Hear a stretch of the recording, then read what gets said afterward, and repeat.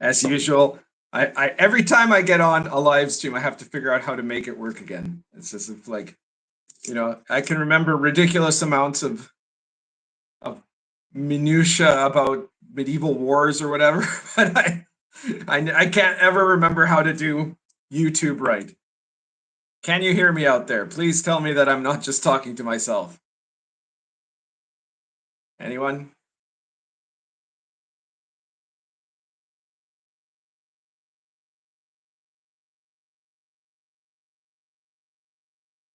Hello? Are you out there? Can you hear me? Heck is going on here?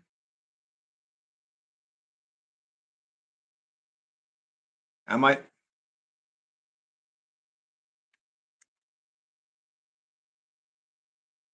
Okay, all right. It's people starting to say I can hear you. All right, thank you.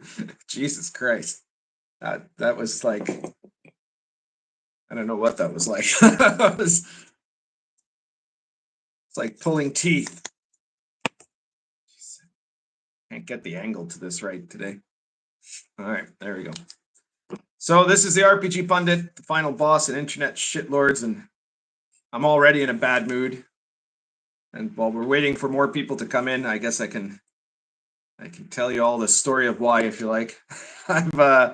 So I got up a bit late today, and so I've been behind all day and needed to get something to eat. And I used Pedido Ya, which is sort of like DoorDash or Dine and Dash or whatever kind of, you know, food delivery app that you have in your place. And I ordered some empanadas.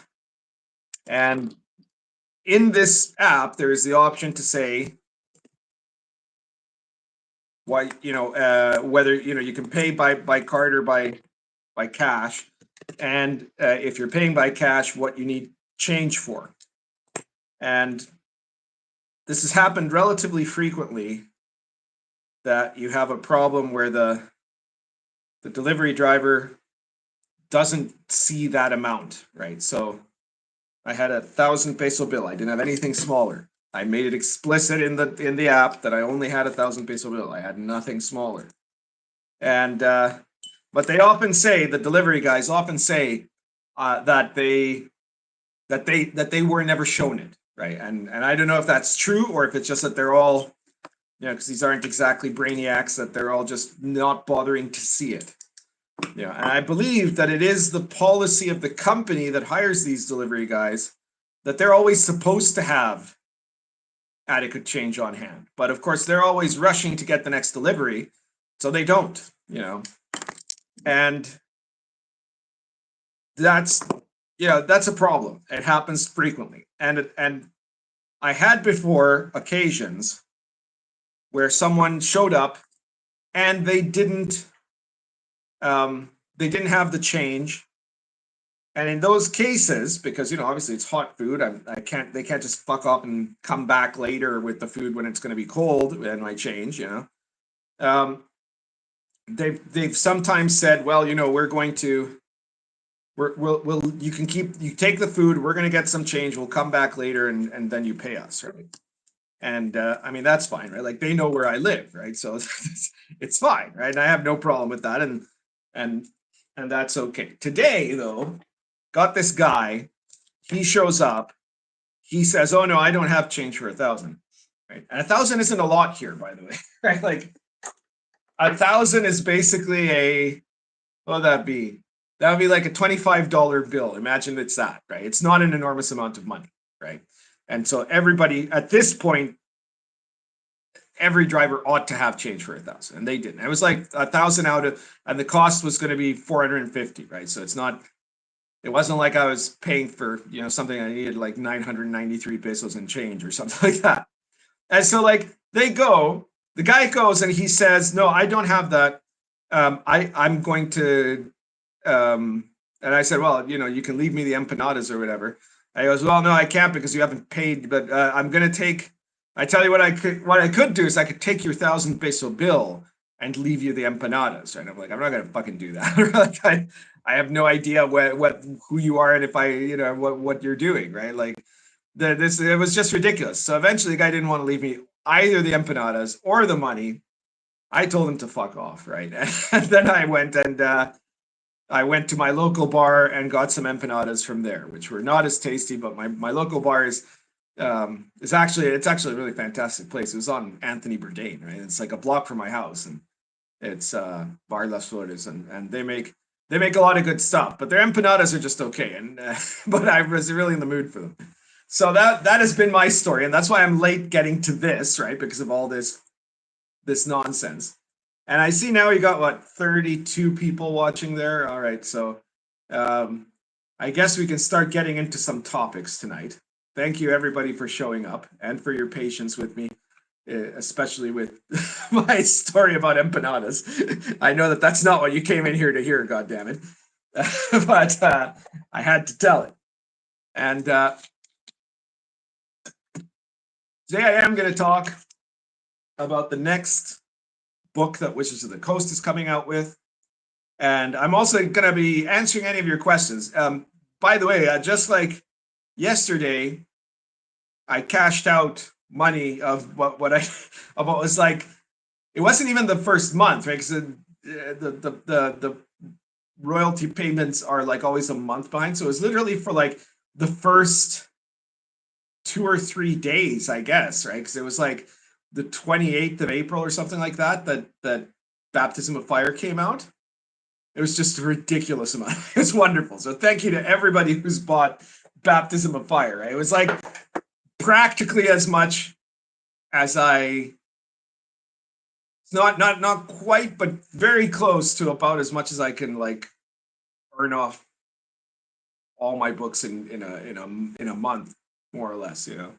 So it wasn't bad. It was pretty good, and I guess that it's going to keep being good in the next while too. As of right now, Baptism of Fire is still, what are they?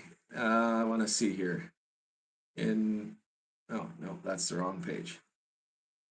Baptism of Fire in print right now is in the number 3 slot overall. And in OSR, come on, load, you damn thing. Drive-through is slow at loading. It is still number 1. Baptism of Fire has been number 1 bestseller in the OSR category pretty much since it came out, and it's been there now for like well over a month. It's wonderful. However, I unfortunately, I see somebody said there, I got mine last Friday. Oh, that was Calvinoni. Thank you for being here. So yeah, like this is the thing. I still don't have the books, but they are on their way now. So there's a very good chance that I should be getting them at some point relatively soon here. Probably this week is what I mean to say. So let's see what other comments we have here. Reziel says, I listened to the interview between Harmony Ginger and Tim Inholt earlier. That was interesting. We were joking around last time on Inappropriate Characters that we're going to invite Harmony Ginger to be a guest star there. I don't know. I don't know almost anything about her, except that she made the very bad choice of making like her first interview in her first video in her sudden, you know, I guess she wants to be an OSR influencer of some kind, and she picked an anti-OSR fanatic to be the first person that she interviewed with a history of anti-Semitism and all kinds of hateful conduct, right? So like doesn't fill me with confidence when you think that's what's going to help your brand, you know, the brand. All these people that care about their brand seem to be really quick to want to like cozy up to a race baiting swing dancer. In the confused thought that by getting the like 20 fans that he has in his little cult, it's somehow going to make them a success in the YouTube world, you know. Anyway, but other than that, I know nothing about Harmony Ginger. I haven't really interacted with her, but we will see maybe if she accepts, maybe she'll be in inappropriate characters. As always, by the way, this live stream is not being monetized, so you don't get ads in the middle of the live stream or whatever it is that being monetized does. But I've been told by viewers that it's bad if it's monetized because it interrupts the ads, the live stream somehow. So I appreciate if you want to give me super chats or whatever, that's great. And as you all know, at least all of you who have been here before, you know that I am not one of these people who will only read comments if they're a super chat, right? But of course, if you do a super chat, I'll pretty much be guaranteed to read it out loud, unless doing so would get me banned from YouTube or something, right? But besides that, if you don't want to give me a super chat, or if you don't have the money or whatever now or what have you, the other thing you can always do is pick up my books, like Baptism of Fire, like my other products, including the Pundit Files. The latest issue of the Pundit Files is out right now. It's issue 13, Historically Authentic Traps, where I take a look at like actual types of death traps that were put as into ancient complexes of different kinds as defenses, and how you can simulate that in your OSR games or your D&D games or whatever. And like all the issues, that is number 13. So there's 12 other issues you can look at. All of them are different. All of them have cool stuff, but there'll be different parts to them. And any one of those only costs you $3.50. Okay, so you just need about $3.50, and you should be able to pick up the Pundit Files. All right, where was I? Oh yeah, that I will be answering your questions if so whether or not you do a super chat, if your question is good, I will provide an answer for it. Chris Miller says her interview of Jeffro was cringy. Yeah, well. Osiris says you should do a live stream with her. She's a really nice girl. I'm the jury is out on that. I think also the problem is way too many nerds are so easily influenced, by a woman, right? Like, and especially the OSR has very few female figures, let's say, so that when one of them comes along, right, and some of them are. I'm not saying that it's a bad thing for there to be more women in the OSR or more women doing YouTube videos about the OSR, not at all. But when one of them comes along, it doesn't really matter very much if it's a woman. Instantly, that will be a big advantage to them, right? There's no way you can claim that it won't be, right? Because people will want to watch her, nerds will want to watch her, because suddenly it'll be, I don't know how you'd put it. It's like it'll be their, what is it? Is it a waifu? Something like that, right? An imaginary girlfriend for RPG nerds that don't usually have other opportunities. Let's put it that way. And so, that means that I have a lot of difficulty with taking seriously anybody who says good things about a female RPG influencer of any kind that I haven't looked at, right? Because you can never tell with the person saying it whether it's because they're like, if they'd be saying the same thing if she didn't have tits, right? What else have we got here?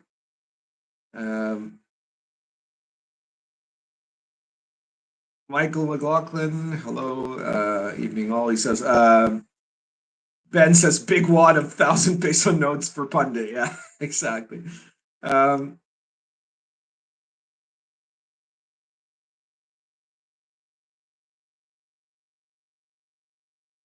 Raziel says, I asked Harmony on X if she would contact you guys, and she said Shelly had a bad interaction with one of you, so maybe not. But yeah, she's a 1-1 time proponent and BroSR sympathizer. Yeah, well, if she is actually like, she really believes in that bullshit, then that's the first problem, because it also means that she's just tolerating a group of guys that, that would be very praised by Hamas, So she says she had a bad interaction with her. I don't know who it was. It wasn't me. I haven't had any interaction with her whatsoever. So I don't know. I'm going to guess Ryan. Ryan seems to get himself into trouble all the time. So it's probably him. Oh, we got a $5 super chat from Doc Flamingo. Just finished reading my nifty new copy of Baptism of Fire, top shelf, good sir. Thank you. Thank you so much. I've had tons and tons of people being really impressed with it. Now there's, it's gotten to the point after a month that there are people that are starting to play it in a serious way, and they're really loving it. There was a thread recently on X about like people that were amazed with how if you use the tables in the appendices, right? Like if you're running a kind of a sandboxy game and you use those tables when you're in the wilderness, when you're going to cities, events inside cities, all of that sort of thing, unwanted attention, all those tables that I have in the back. They're amazing. Some of these people who probably do not have a lot of experience in sandbox play, but maybe some who do, but also have not had a good experience with random tables before, are shocked by how it seems to like create adventure completely naturally. Like the DM, all he has to do is roll and then like make the slightest of adjustments if necessary to fit the context of what's going on in the game. But it's like you can just be doing that and the game is running itself basically between that and looking at the locations in the gazetteer and everything. And so, and I know that because that's my experience too, right? Like right now, I'm running a Sword and Caravan campaign and I'm running a Baptism of Fire campaign. And in both of those, with the use of the random tables, in the case of Baptism of Fire, the random tables that are in the back and the appendices at the back of the book. And in the case of Sword and Caravan, with the road encounter tables and city tables in the main book, and at the same time, the Wilderlands book, which has the encounters for wilderness areas. That's the one right there, Wilderlands, right? Between those two, in both of those campaigns, I basically don't do anything, and the players, it looks like a lot of what's going on must be something I planned ahead of time, right? Like that I meticulously designed an adventure, and it's not. It's just using the tables as is, right? So it's impressive. And I love hearing that sort of stuff. It's wonderful. So thank you to everyone who's been playing and then telling me about it, or reading it and then loving it and then telling me about it. Flint Fireforge says, I shall donate empanadas. Thank you, Flint. Osiris says, how dare you assume that I am that type, Pundit? Well, I'm not assuming. I'm just saying I can't know if you're that type or not, Osiris. So please don't get too insulted. But the point is, you have to let's say you are not a simp, right? But you have to recognize that there are an awful lot of simps out there. That like as soon as they get someone that's like, oh wow, she's mildly attractive, not grotesquely overweight, and she likes RPGs. Imagine if that was my girlfriend, or whatever. That you get these guys that will just then she can do no wrong. Like look at the reactions that happened when I criticized Shadow Dark for something that was 100% true, right? It was 100% true. Everything in Shadow Dark pre-existed that book in the OSR. And I'm not saying that that's the problem. The problem is that there was that the authoress of Shadow Dark allowed this impression that her book was an act of genius, that no one had done something like this before, right? And I could literally point out that almost every special rule that she had in that book, except the one about torches, all the other ones were in Lion and Dragon, for example, right? I'm not saying she just ripped off Lion and Dragon. I'm saying that because some of those were also in other books, right? But in particular, the rolling on a table when you level thing is pretty rare, right? And as far as I know, mine was the first actual OSR rule book that used it, in the appendix. Specifically, it was invented in the Appendix P appendix of Dark Albion, right? So that's where it originates. I don't have Dark Albion here to show off. All right. So and people went batshit, right? People that were people I know, people who were reasonable gamers, that if I had said the same thing and it was like a guy named Fred who had written an RPG book, would either not give a shit or they would be agreeing with me. But because it's a chick and, you know, again, simping, right? They went absolutely nuts. So how dare you, pundit? How dare you attack this poor woman and blah, blah, blah, right? Like, it's just stupid.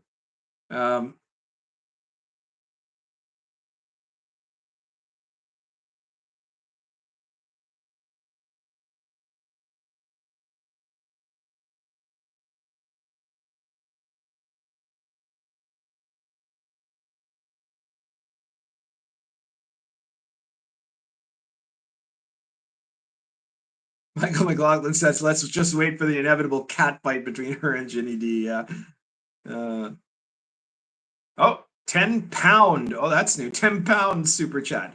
What's your view on game books? Sorry, I've got to find that. There you go. What's your view on game books, AG Fighting Fantasy? Could a full RPG like Baptism of Fire translate across to that format to give a single player experience and introduce an introduction to the game / setting?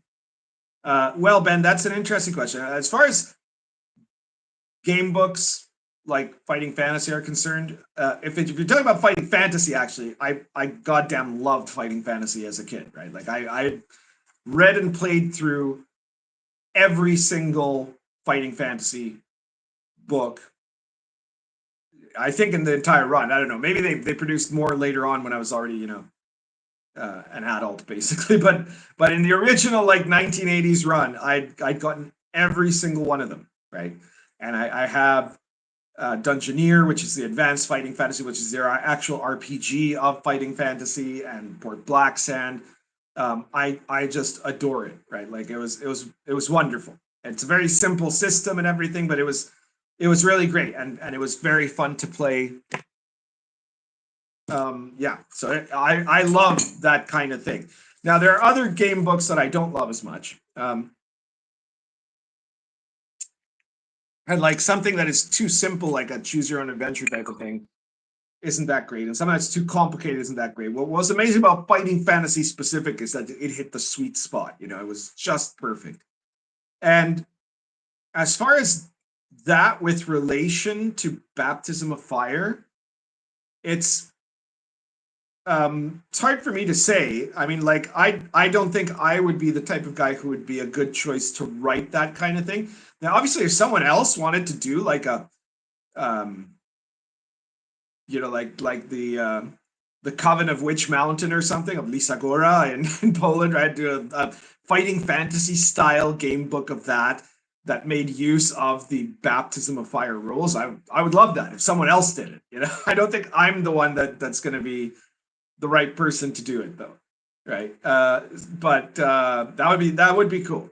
But as far as solo play is concerned, you know, I've had some people who actually thought, like those tables I was just talking about in the back of Baptism of Fire, they are not. They're meant to be for the DM to use in actual play, or you know, you could do it before game session starts if he wants to, right?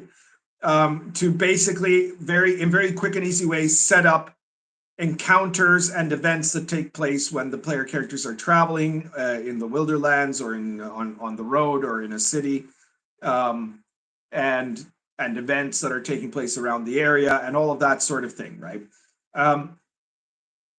And that's what it's for. It's for actually playing like in a normal campaign with a group of people.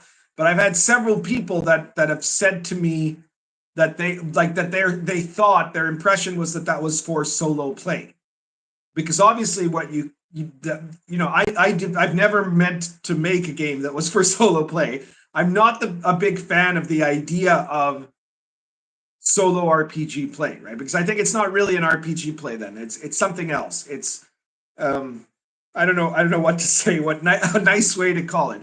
But basically, I mean, it can be some kind of an intellectual exercise, I guess, to put yourself through a role-playing session with a character.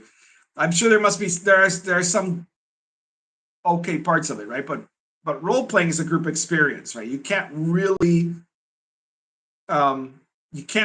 do it without the group, as far as I'm concerned. However, a lot of people who are apparently fans of solo gaming told me, yeah, that they thought that all those tables were there just for solo gaming. Because again, if you can make a character, you could have him start to travel along in fantasy Poland there, and if you're rolling those tables and using all those mechanics and using like the domain rules that are also in the back there later on, like when you get higher level or whatever, when you have land or something, all of those, in theory, you could use them in the context of solo play, and I could see how that could totally work, right? Because it's basically those tables are practically a DM, an AI DM. Let's put it that way, right? It's like a DM simulator at the very least, let's say, because it saves the dungeon master from having to think of what is going to happen along the way, which helps to prevent a dungeon master from trying to turn into a failed novelist or movie director, right? Which is the real reason why I support that, right? Why I think it's really good. Also because it's the way, it's the best way for the DM to also experience the wonder and surprise of a living world. Because if he's suddenly in there and he doesn't know what's going to happen next, right? He doesn't expect that you're suddenly going to be attacked by a horde of undead or something while you're wandering through the mountains, right? Then that makes it interesting in a whole other way for the DM, because the DM can then truly be the clockmaker god, right? He set everything into motion, and now he watches how it goes and is as surprised as everybody else by what happens, and I think that's really cool. So how many people have we got now? Wow, 87 people. Yikes. I had last time I checked, not that long ago, it was 32. Now we're at 87. We are talking right now. We're actually just still in the introduction, basically, but I've been talking about Baptism of Fire and answering some of the comments and questions. Once I'm done with that, I'm going to make a comment about a certain video, because there have been a lot of my publisher, Chris Miller. He's on the chat right now and is responsible for a lot of things that I'm not. He sent out he sent out review copies of Baptism of Fire to various YouTubers. And for the most part, the results have been highly positive, right? Like there have been, and as far as I know, at least as far as Chris has told me, nobody's been paid to do a review, right? But they have received review copies. And, obviously Diversity and Dragons made a really, really great review of it. I think Unscripted and Unchained is another one that's recently started to review them, because obviously some of them had delays in getting it too. And then there was Neckbeardia, and I'm going to talk about that Neckbeardia review. I'm not mad, but I want to put some context into what they've said, right? And I'm mainly not mad because they go for like a 2.5 hour live stream. They crap on a lot of things about the review, but then they say, yeah, you should buy it, right? It's good. So I was like, what the hell? Chris says, have you ever thought about making a historical war game? You seem perfectly suited to do so. I don't know if that's like a job offer, Chris, given that you're my publisher, but thank you for the $10 super chat. And, I played a lot of historical war games in the 90s, basically, the late 80s and the early 90s. I got into it. I did not get into, I tried to get into Warhammer a couple of times. I just could not get into it. So I was like, doing like miniature battles with Civil War stuff and mostly Civil War and other stuff like that. Later on, like much later on, I'm a big fan of like Memoir 44. Because the problem with war games to me and like a lot of these, once again, I'm not a guy. You guys know that like I'm the least nerdy nerd that's around in some ways, in that I do not read comic books. I do not obsess with like Star Wars toys or anything like that, action figures. I don't I don't like anime. I don't like video games. I don't play collectible card games. And board games, here's a new one for your list, right? Like geek board games, the ones that like have 15 movable parts and it takes between 2 hours and 72 years to play, right? And that it has multiple tiers of action that you have to coordinate to get the win condition, right? And stuff like that, right? All of that stuff, like even goddamn Catan, right? Like no interest to me, right? Like those are just all too nerdy, and I don't like them. The only really nerdy things that I was like a serious fan of are RPGs and Doctor Who, and one of the two is dead to me now, so it's very sad. I mean, it's very sad. I mean, every single day I watch Doctor Who. I just go like right back to the very beginning, the Hartnell era. I've got every single episode, so I watch every episode. You know, I watch one episode a day, every day pretty much, because I'm a huge fan. And to me, you know, Doctor Who had this great run, started with William Hartnell, ended with Peter Capaldi, and that's it. And then there's the RPGs, right? But I do like some board games, obviously. I'm a big fan of card games. I like poker.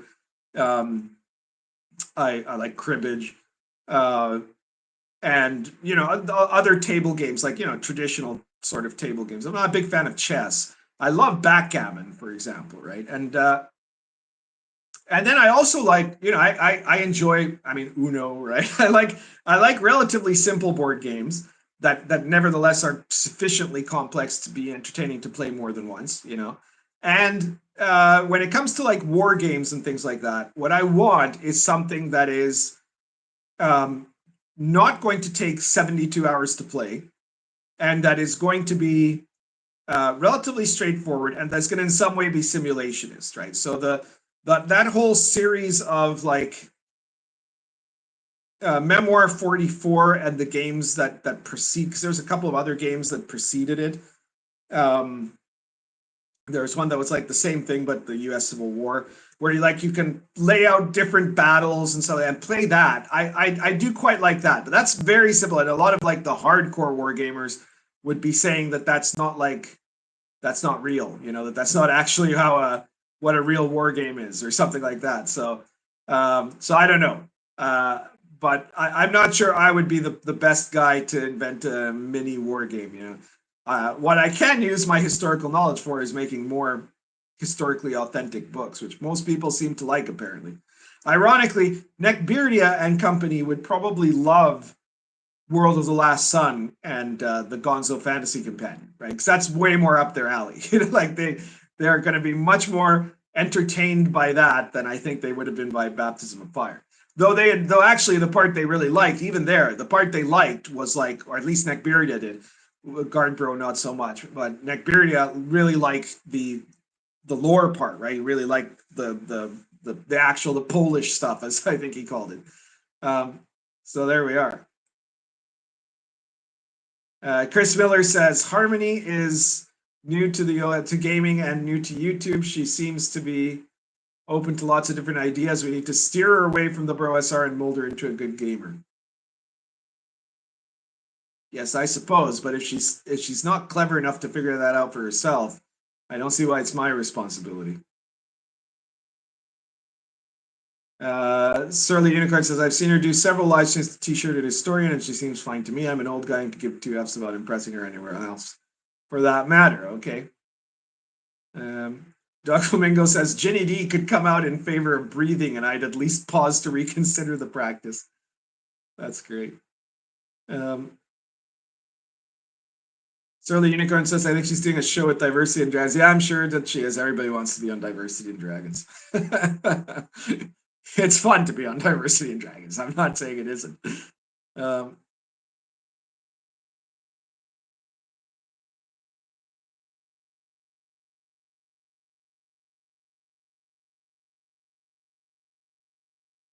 What else have we got to talk about here from the chat?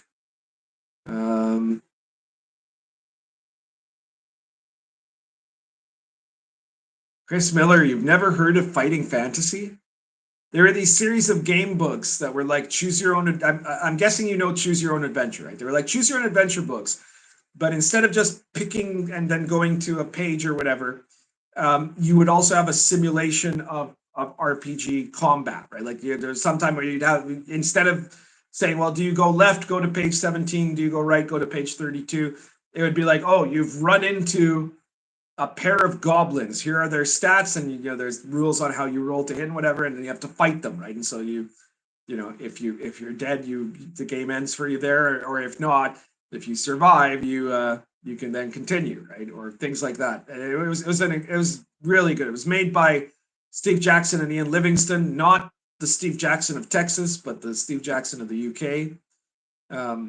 And those were both guys that were actually connected. This is in the early 80s that they started writing together, or the mid 80s, I guess.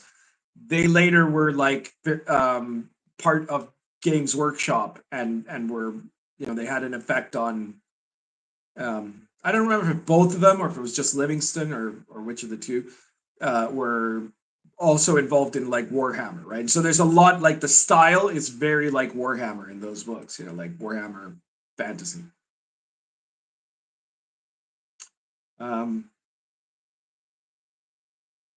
Doc Flamingo says a manual video game. Yes, exactly. That's pretty much what fighting fantasy was.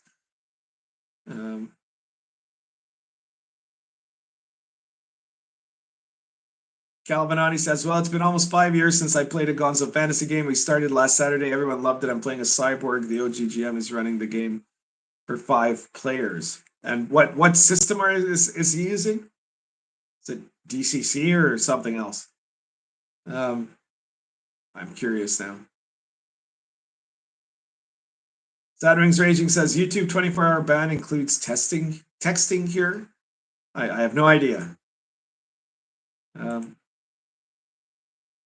Calvin I says there's so many historical war games already. Yeah, and it's, I don't know. I mean, like also I wouldn't know where to begin. Like I really would. I could make a set of rules. I guess I could do like, okay, you could get little soldiers, and here are the rules for fighting with those little soldiers, right?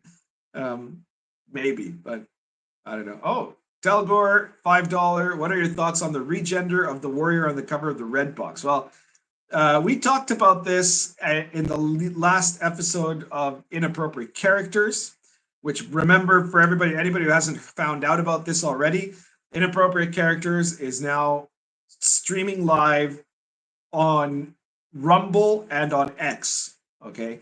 And I think our next episode is going to be the 30th of June, if I'm remembering correctly. So be sure to check that out. Check it out on Rumble. Subscribe to the Inappropriate Characters channel there, or follow them on X, which is at Inaprop I think it is, and it's CHARS, right?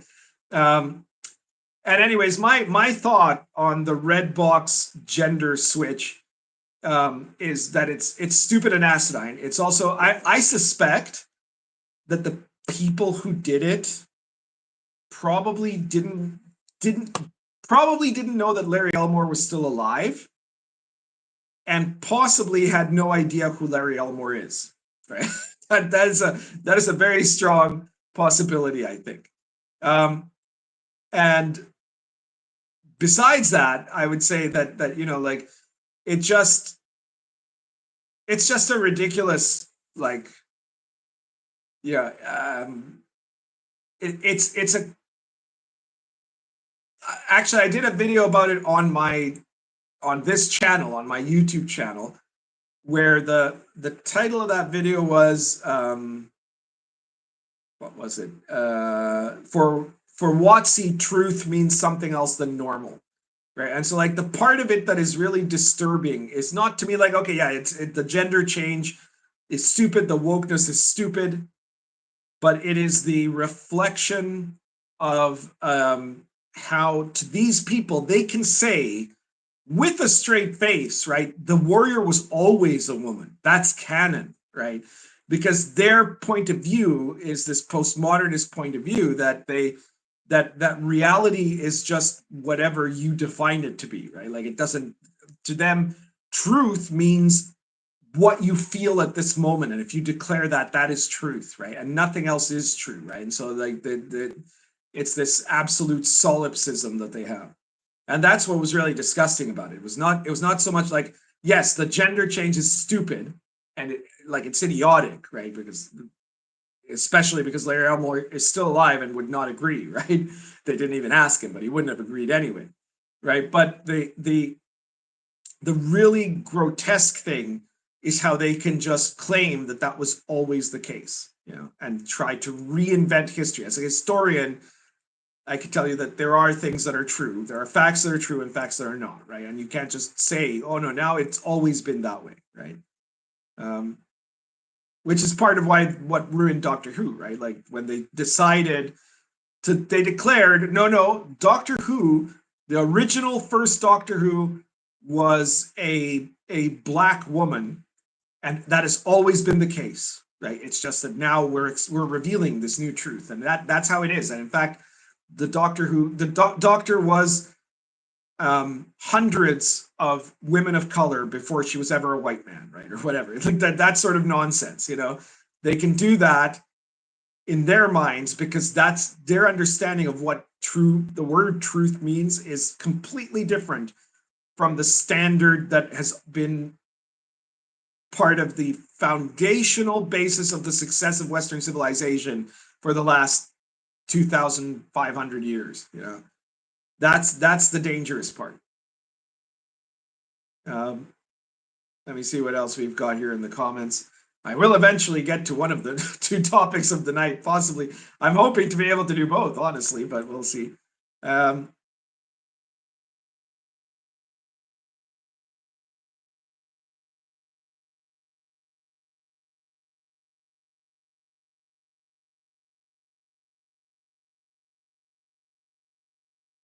just going to skip a few things here. My name says you have to read comic books and collect Star Wars to be a true nerd. I guess I'm not. Well, I don't know. I don't know what I mean.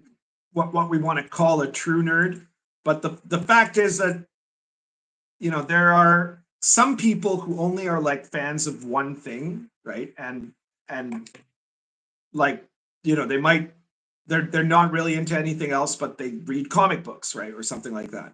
Well, hang on, we've got another super chat. Jeff Ramdekar, $5 Canadian. What would you say was your favorite part working on 5e? And do you think anything of value came out of Seattle RPG companies despite their politics? Well, all right, let's do the second question first. I think that what came of value of the West Coast companies is that they kept RPGs afloat in a time where they could have not been, right? Like there was nothing that's guaranteed that that D&D would keep existing after TSR went bankrupt, right? So the very fact that that it was alive and that the product itself was in the hands of people who were at least gamers, right? And third edition, definitely not my favorite edition by any means. Many problems with it. I thought that the whole foundational basis of of how they envisioned that the game should be was not quite correct. The D20 part was great, right? But like the part about character optimization being like a central part, and where you would reward people for being obsessive nerd rules lawyers, right? Like that the people that spent the most time meticulously studying the rules would specifically, that the rules were designed to specifically make that rewarding, right? I think that was a bad idea, right? My philosophy was the exact opposite with 5e, where I said, no, what we need this is to be a game that is absolutely equal mechanically, of course, because somebody who plays a lot of RPGs is always going to have an advantage of other kinds against a newbie or a casual, right? But this should be a game where if you're a newbie or you're a casual and you make a character, the type of class you play should be different, should have different things, right? But that there shouldn't be one type of character optimization that would make the guy who knows more better, inherently better in every way than your character, you know, which is what happened with 3E. So that was the downside, right? But the point is that we could have ended up having no more D&D at all. You could have had D&D be bought by, I don't know, Hallmark or something, and then it would have been like used to make kids games or something like that. I don't know, like any number of things could have happened that wouldn't have really been a continuation of D&D in the RPG hobby, right? And that would have been pretty bad, because it's very clear that at this point now that the White Wolf stuff, which was the main competitor at the time, was going to run out of steam regardless, right? It wasn't a White Wolf. White Wolf was doomed when 3rd edition came out because it was a popular edition in spite of my criticisms of it. And so they started a downward spiral there. But had that not happened, White Wolf would have had a downward spiral anyways, because way too much of what their products were making money off of were outside fads, external fads, right? Goth and vampires and all that were really cool in the 90s. To anybody who was in the 90s, was like, oh yeah, that's so cool, right? And so there were people that were playing, just like Critical Role, right? Like there are people that are only playing D&D because they like watching Critical Role, but there are people that are only playing Vampire the Masquerade because they're into vampires, and vampires are super cool and they're goths and whatever. So once that fad died down, which it did, believe me, people like vampires way more in the 90s than they do today, that would have disappeared too, right? So that is one thing that was like a good factor. As far as what was the thing I liked best about my experience working for Wizards in 5e, I would say the opportunity to interact and bounce off ideas with Mike Mearls, because I know, say what you will about Mike Mearls, some of you probably have a lot of reasons not to like him. He's not a perfect guy, right? He has not. He's not. Let's just say that he's a flawed individual in many respects, right? But he is a guy who knows an enormous amount about game design, and the interacting between us was really interesting, right? Because I mean, I am sure that he hired me because he wanted me to be brutally critical of him and to give him alternatives, and I did that, right? And I'm sure that he learned a lot of things. Right? There's a lot of stuff that I recommended that happened, right? There's also stuff I recommended that didn't happen. And there's also stuff that we would argue about these things, right? Like what, is this better design or is that better design, right? And and so I learned from that too, right? So this was, to me, what made it, that was the most interesting part of it, right? That, and when people said that I fired Monty Cook. That was great too. All right, so let me see what else there is to talk about here. I was saying about comic books and stuff, like there are nerds that are into every nerdy thing, right? They have the Funko Pops and Pickle Rick and all the miniatures and the what are they, like the collectible card games and Pokemon, and they're into anime and they like My Little Pony and all this, like everything, right? Everything. And then there's like a number of nerdy things, maybe not all of them. And then there are people who just happen to like one thing that is nerdy, right? And some of it nowadays can be like on the very fringe. Like if you say, oh yeah, I like Marvel movies, and you're really into Marvel movies, but like not just that you watch them, but that you're a huge fan of them in many ways, or that you watch them obsessively or whatever. You get the merch of Marvel movies, but it's only Marvel movies. Is that even nerdy at this point, or is that just that? Is that the same as someone who is massively into Fast and the Furious or James Bond or whatever, right? Like of any other type of movie series. I don't know.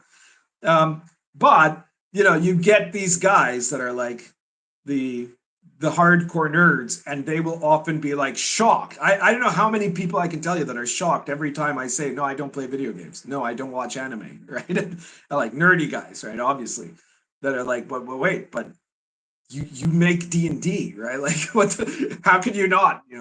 Sorry, I read ancient mythology for that's my definition of a good time, Good Insane Nerd Rambling says gonna have to take away his nerd card. Chris Miller says about 3/4 of the gamers I see in my local game store are war gamers and not TTRPG players. It is an untapped market. Now, Chris, are almost all of those like are most of those Warhammer players though? Because there's also, that's another division. in miniature wargaming. At least it was for a long time. I'm guessing it still is. There are miniature wargamers and there are Warhammer players. Now, miniature wargamers might be Warhammer players, but there are Warhammer players who only play Warhammer and would never play anything else, right? And so they wouldn't even count as a miniature wargamer, because also Warhammer isn't really a historical miniature wargame, right? It's its own thing.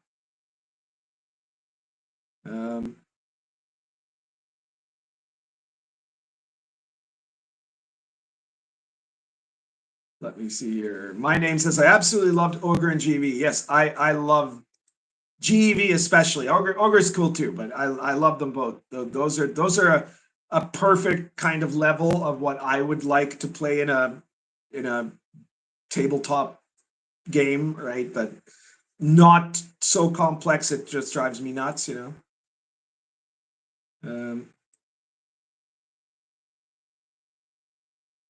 My name says your books are awesome. RPG Pundit, the history is excellent. Well, thank you very much.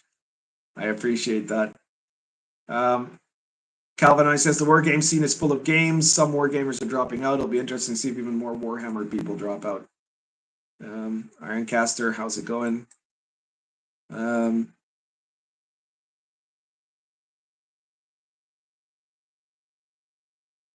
Osiris says, in regards to Harmony Ginger, I think she could be a powerful ally. Granted, I myself don't care because I'm a big 5e guy. Okay. Steve Cavada says, reminds me of the Lone Wolf books. Had a character sheet inventory ample. Yeah, the Lone Wolf books were inspired by fighting fantasy books. They came a little bit later, and they were good too. They had interesting storylines. The Lone Wolf books. They're a bit more sophisticated story-wise, let's say, than the fighting fantasy ones. But at the same time, I didn't like them quite as much. Fighting fantasy ones had that attitude that were just so great. And the art was amazing.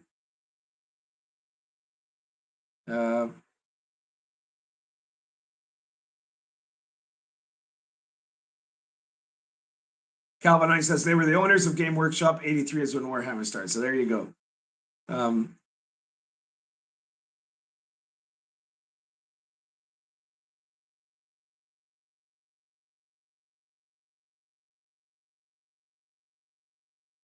No one of consequence said Napoleonics is my favorite era. You know, I misread it when I first looked at it. I thought, oh, Neoplatonics is my favorite era, right? No, it's Napoleonics, right? But only I would think Neoplatonics.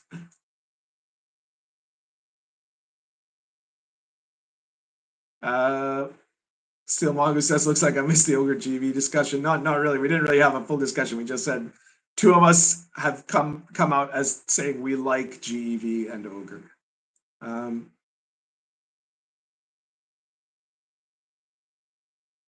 What we got now? 97 people. All right, I've got to get to a topic here, you guys. I've been on at this for almost an hour, and so far all I've been doing is answering your questions. But I do love answering your questions, so I will continue to do it as we go along, or in between my two topics of the day. So let's start with the first one here. Let me see if I can just get to the end to get to be caught up, at least for now, right? Like, 'cause that would be better. Okay, a lot of people talking about stuff that I do not need to comment about. Yeah, a lot of people talking about DI. Yeah, that's all true.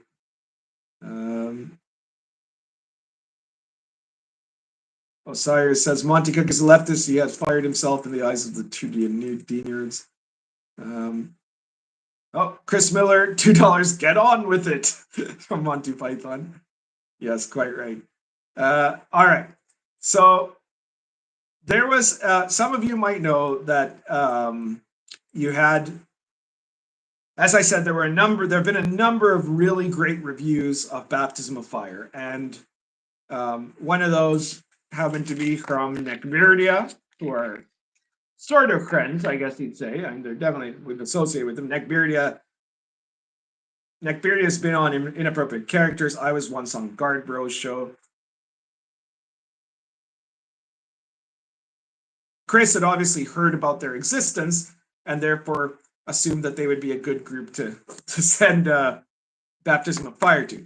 However, there was one issue with that, right? Which is that Negbirya and Guardbro are not OSR gamers, right? Like they're both into like, I think 5e and lots of like, I think they're into Warhammer and stuff like that. Like they're the minis guys, right? Like and stuff like that.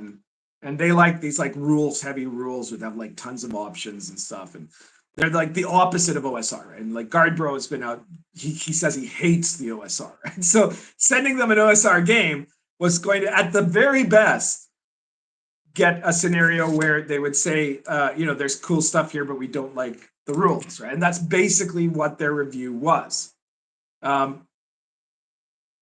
So they did this very lengthy review.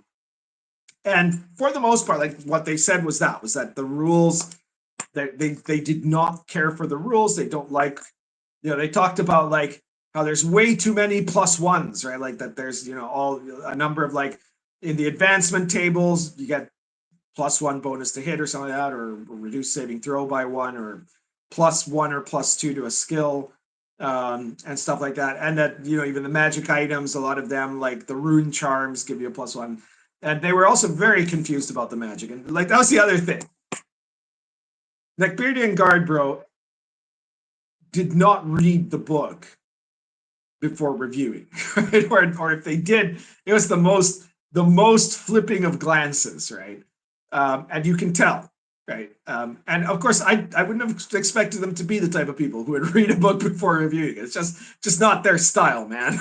But it was so obvious when you get to like some of the parts where they just jumped in with these assumptions of this is how must be what the rules do, and it was like they were totally wrong, right? Like they actually thought that the magic in the game was only like what the holy men have, right, which are like miracles. They never quite figured out how the advancement tables are actually rolled. They thought that everything after the miracle part was like pagan stuff, right? And that only pagan characters would have it, or evil characters would have it, right? And that is not true. The book makes it very clear about how magic use was something that happened in the Christian world in the Middle Ages, which it did.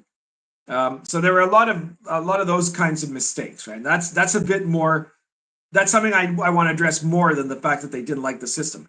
I would expect them not to like the system, right? But they didn't really give a good deep dive into reading. And I mean, they also admitted they don't like the way I write. That's okay too. That you're allowed to. I think a lot of people do like the way I write, thankfully. But I know that I do like. I'm very academic in my style of writing, right? And that I'm not saying that that's a good thing or a bad thing, but that it's a style that not everybody's going to like. Some people are going to like it a lot, some people aren't, right? It's just a deformité professionnelle, right? But of how I am. But there were also lots of times when they were like going through it. This is proof that they didn't read it. Like when they were looking at the demon summoning thing, they're like, oh, look at this shit. They've got the RPG Pundit. He writes like 3 paragraphs and then puts in something that is actually a rule in the middle of those paragraphs. And if you don't notice it, you're not gonna, how can anyone figure out how to do this game this way? And then they get to like the end of the summoning part and they're like, oh wait, there's point form stuff of every modifier that he just talked about, right? So I condense it at the end, right? So that the long text is there for you to read it, to understand like the background context, what it'll look like in the game, all of that sort of thing. And then at the end, I recap every part that involves like a plus or a minus, right? So that was a criticism that was born of them not having actually looked at the book with sufficient care. And that's all right, it happens, right? They pointed out frequently about like problems with that there are in the book, there are a number of problems with typos, I guess you could say, and like specifically with capitalizations of certain words or the failing to do so.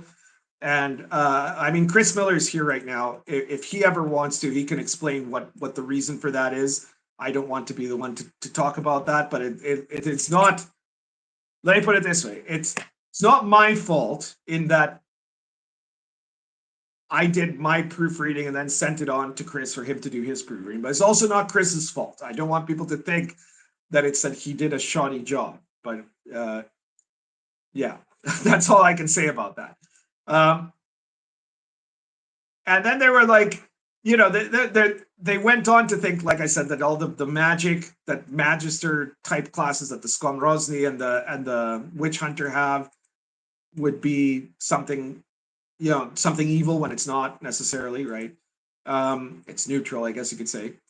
And they did admit, of course, that there were parts that they liked a lot, right? Like they liked the creative art, the creative magic items and stuff like that. But then there was moments where they'd be like, well, look at this, the runes. If you like make a rune charm, it just gives you a +1 to something. Well, yeah, but if they had kept reading like a tiny bit more, because they were skipping ahead, right? And they hadn't read it before, right? And so they looked at that and said, oh, look, runes, oh, that's cool. And then, oh, no, it sucks, because all that runes do is that they give you a +1, except that they missed like the very next page from that is the bind runes, which are like, because the runes that give you a +1 are just like minor charms, right? And that's like on page 109 if you've got Baptism of Fire, right? And then 110 are 20 different complex, flavor-filled rune bind runes, which are the advanced runic magic, right? Which have really weird effects. And if they'd read those, you know, I suspect maybe they would be familiar with some of them, but if they'd read those, they would have been really impressed, right? So like there was parts of it that was a little funny that they had created an impression that was born out of a failure to get the details of the book. And I think there might have been something else I meant to say about this, but no, I guess that's, oh yeah, the +1 thing, right? So there is something that I want to say regarding the +1 thing, which is that what they have to know in the context of like, because they think, oh, just you have to add on all the +1. Well, no, it's not really. I mean, maybe they are both the type of guys that every single time that they would have to do an attack in D&D, they have to like think, oh, I got to look at my strength bonus. I got to look at my base attack. I got to look at my magic item. You know, oh, this is hard, right? Like, and so like, but they've never thought of like just adding it all up and having a running tally of what their standard bonus is or something. I don't know. I've known people like that. I knew a guy who was in the original Dark Albion campaign, ran for like 6.5 years, right? Of weekly play, or first it was weekly, and then a little bit later it became, you know, like about the second half of the campaign turned into fortnightly play. Played tons of characters in that campaign. Every single time he was rolling to hit. I don't mean just every single battle. I mean every single time it was his turn, he had to add it all up together again, because otherwise he wouldn't know what his combat bonus was, right? But the point is, a +1 in an OSR game is a lot, right? I know that if you're thinking in terms of 3rd edition, or you're thinking in terms of, you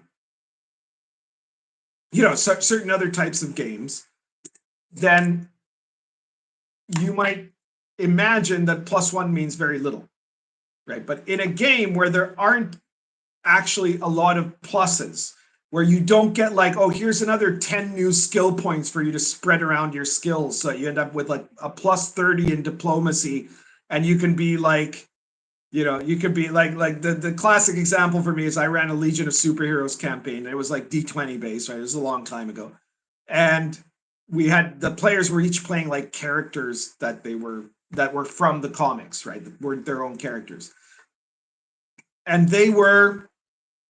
One of the characters was playing Invisible Kid 2, Jacques Faucard, right? Not even the cooler Invisible Kid, right? But the one that was intentionally lamer. But he had like bought just a fuck ton of points in diplomacy, in the diplomacy skill. And so every time he had to do something, I roll diplomacy, you know. and it got to at one point, you know, like, and he got really mad at me when I said, no, this doesn't work. He was faced with Dark Side, right? Like the Great Darkness saga of Legion of Superheroes. He was faced with Dark Side, and Jacques Faucard, only power is to turn invisible, in front of Dark Side, right? Like the Thanos of the DC universe, for those of you who don't know. He like intimidates. He says, I'm going to intimidate him. I'm going to threaten him, right? With terrible things that'll happen if he doesn't stop now, right? And I'm like, okay. And he rolls, right? And he's like, yeah, I've got plus 30 for this. And and it's just, it is. It's like, so I should, you know, he should be terrified of me, right? I'm like, no, he's not. Because your argument is flawed by the fact that he's an immortal god and that you're just a guy who can turn invisible. Right? Like he knows your threat is empty, therefore it doesn't work. No, but I put in all those points. So what, you know, like, and this is what I hate about social skills in games. But it's also part of why I hate in third edition in general, when you can end up having like these massively ramped up, like, and I'm guessing similar things happen in Pathfinder, though I've never played it. Ramped up characters are like, well, my armor class is 42, you know, and I have 306 hit points, and my attack bonus is plus 20, plus 20, plus 13, plus 7, plus 2, right? Like 7 attacks.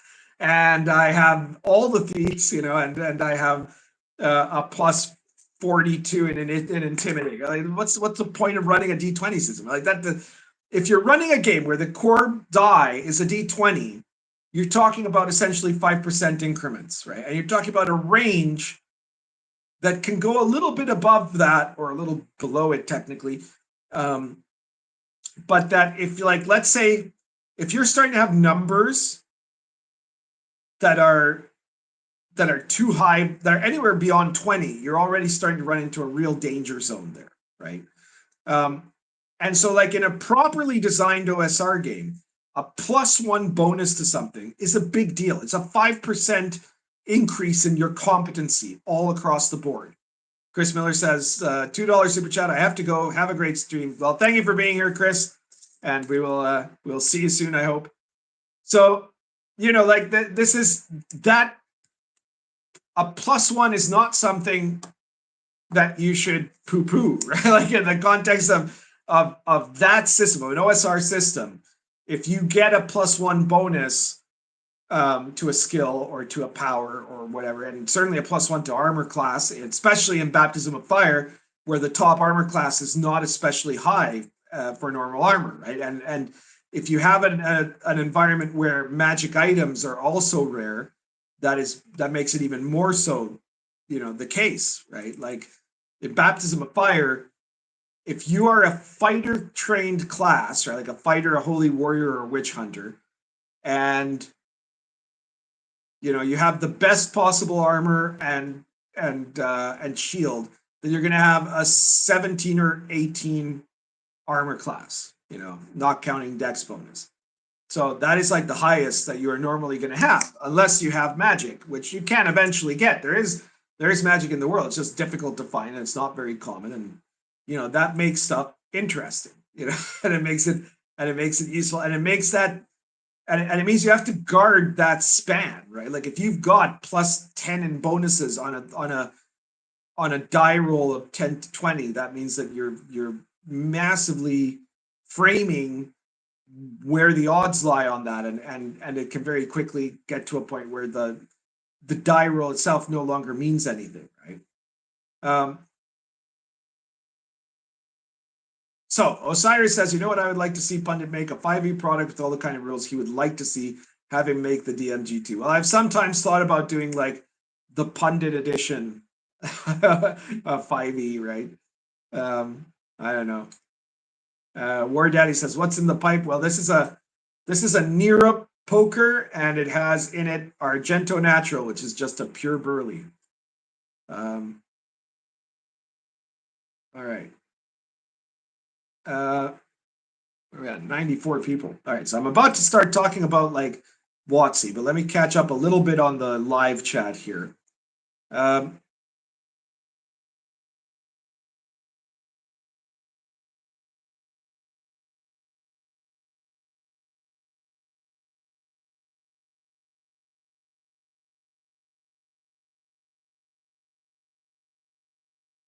Thraviol Enderil says Neckbeardia steal content from 4chan. Screenshots of funny as well as stealing entire homebrews, like their gas station RPG. Well, I don't know anything about that, so I can't say whether that's the case or not, but I guess it depends on what you mean by like stealing content. I mean, isn't most content on 4chan stolen anyway, right? Like, I think so, right? And as far as stealing material, I guess it depends also. Like, I don't know, they're not OSR people, but in the OSR, if someone else comes up with a game, right, and in that game they have something like the parrying rules for shield parry that I have in Lion and Dragon, and it's very clearly that. But they say so, right? And they they credit me too. They give me credit for having been the one that came up with it or whatever, or for having inspired them or something. Then I'm not going to care at all, right? Like that's okay, right? It's kind of cool because it means that the mechanic is becoming accepted in multiple games, right? Or any of that sort of thing, right? Like my advancement tables or whatever. Any of the particular rules I have. In my version of the game, I wouldn't be too upset if other people took it, unless they like tried to claim that, oh, I am the first one to ever come up with this idea, then I would be a bit bothered. My name says I've only made it to page 78 of Baptism Fire. I'm loving it. Well, you're gonna have a lot of. You haven't gotten even near to the cool parts yet. My name, like it gets more interesting the further along you go in the book, in terms of like the content. Traviel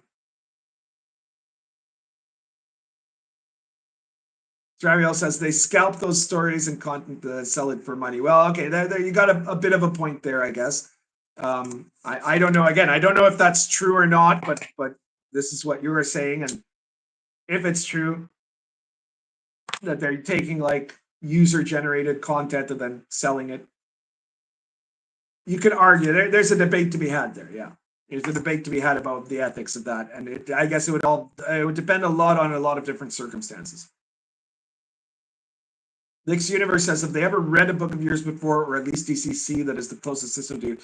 I have no idea. I don't know for sure what they've actually read or not. But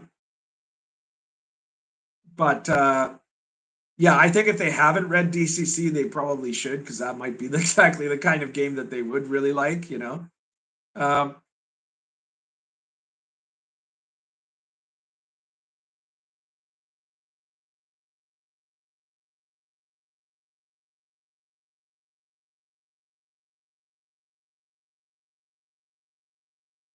My name says I never even heard of Nick Viridia, but I don't care what they have to say about Baptism Fire. Honestly, I think it's awesome. Well, its ongoing success seems to indicate that most people feel the same way. But like, that was the funny thing. Again, at the end of this 2.5 hour thing, they say, well, there's a ton of cool stuff here, right? And so you probably should buy it, but just don't play it with that system or whatever. Like, they don't like the system. And that was really it. But if you like watch the first half and then you stop, it really looks like they're just crapping all over it or something, right? But it's interspersed, in fact, with a bunch of stuff that they think is cool about it, right? And the stuff they don't think is cool about it is very clearly their personal bias, right? Which is fine. Everybody has their personal bias, but I'm sure that they would probably recognize that would be their personal bias too.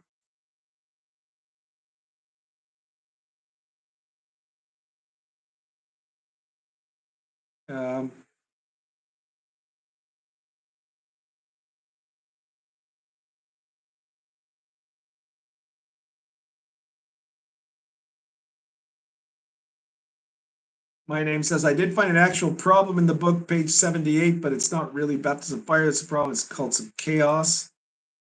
What is going on in page 78 there?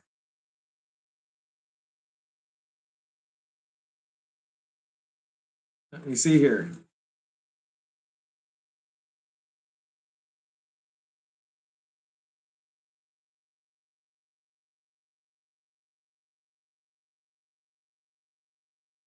Page 78.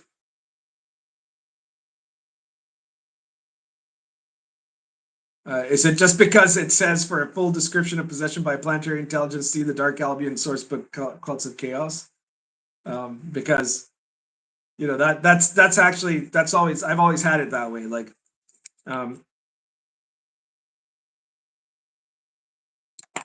you don't need the full possession rules to handle that mechanic.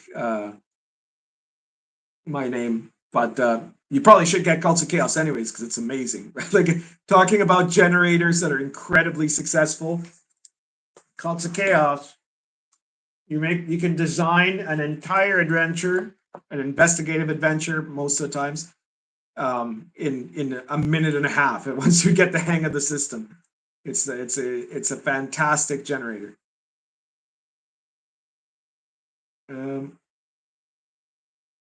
I found a few typos. Honestly, they're not significant. There was a word that was missing at the end of a word. It's nothing to some books I've read. Yeah, well, every indie publishing thing is gonna still have typos in it. I mean, every professional, but I've been published professionally, and there were typos and problems there too.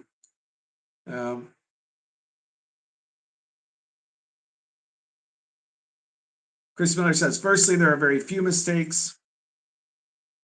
Secondly, so Chris is saying drive through lost our files and used an older uncorrected file to print the book. By the time we found out the book was live, and changing it would have stopped sales and ruined the algorithm. So that is the reason why there's that many typos as there are, which is not that many, because Chris is right. Like, for the most part, I'm sure a lot of people have read through that entire book and haven't noticed it, right? But there's like one of the two guys on Nickberia, I think it was Guardbro, has clearly got like a kind of, I don't know if we'd say like OCD about this, right? That he doesn't like it when things are capitalized when the things aren't capitalized when they should be, or something like that.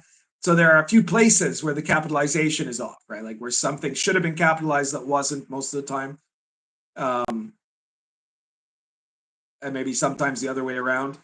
And it was just driving him crazy on the video, right? But it is actually very minor. For the most part, most of what's there is okay, right? There are a couple of typos that came in from that earlier uncorrected file, as Chris says. But yeah.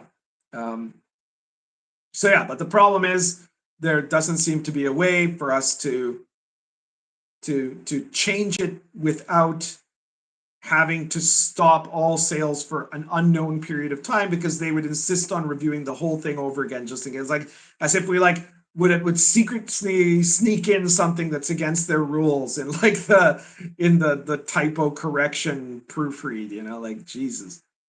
But okay, that is something that happened, but it's nothing much more to say about that. There were tremendous delays also with drive-through.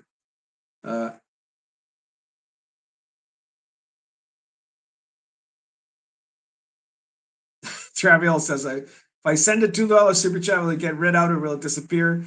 I have $3 in PayPal. Listen, any super chat, I will read it, as long as it doesn't have content that would be potentially problematic for YouTube. Okay. So if you're asking me to, like, I don't know, make negative comment about certain races or get involved in something where someone could put in a complaint or share a link or something like that, then no, right? But otherwise, if it's a sensible comment, then yes. Dan Sun says, how long does it take to get corrected? The problem is it's not really possible to know for sure, because it's not about the correction itself. It's that they would want to do a security check of the product, right?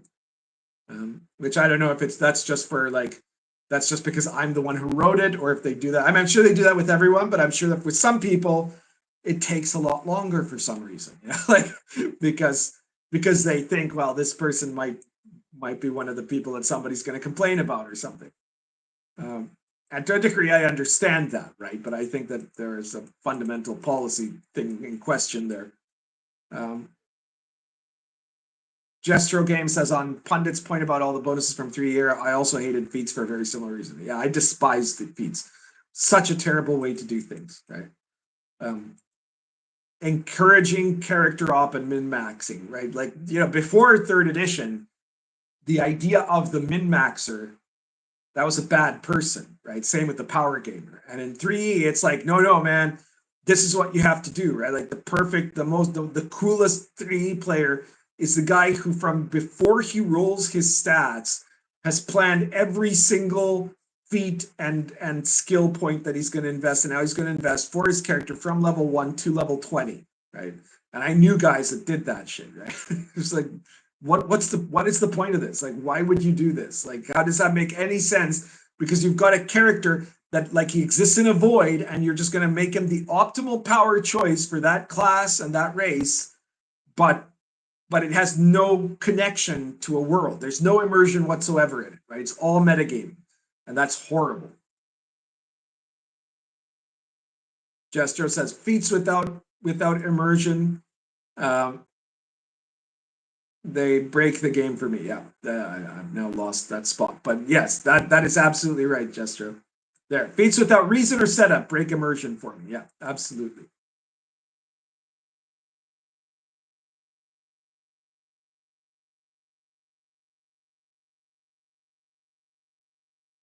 Jester Game says, like, a character can buy when they level up a feat like mounted combat, regardless if they've ever ridden a horse or not. Yeah, the problem is, if there is a mounted combat feat, then that means that anyone who doesn't buy that feat cannot do mounted combat, which is stupid, right? Like, you would think.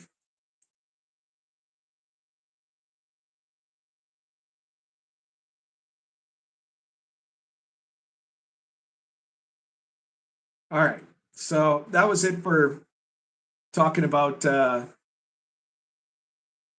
Neckbeardia. Gesture Game says, Pundit, in World of the Last Sun, is it possible for your life to be a hot mess? Well, yes, actually. I think most of the characters' lives are hot messes in almost every World of the Last Sun campaign, right? Because they're living in a bizarre world of a long-term post-apocalypse of filled with, like, weirdos in a world that is basically the thematic of the world itself is the concept of failure, So if your characters aren't basically dysfunctional in that game, you're probably not playing it entirely right.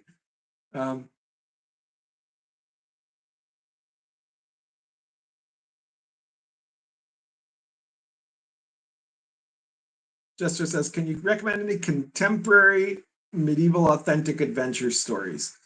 Well, I don't know if I would call it an adventure, but I mean, it has adventure parts in it. But the Pillars of the Earth, for example, and that trilogy, that's quite a good one.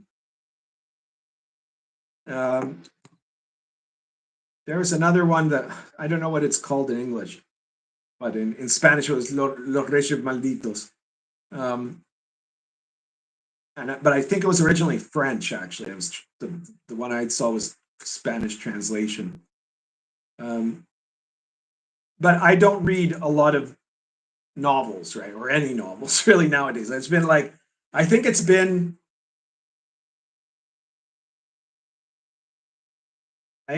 probably over 10 years, maybe as many as 15 years since I've read any new novel.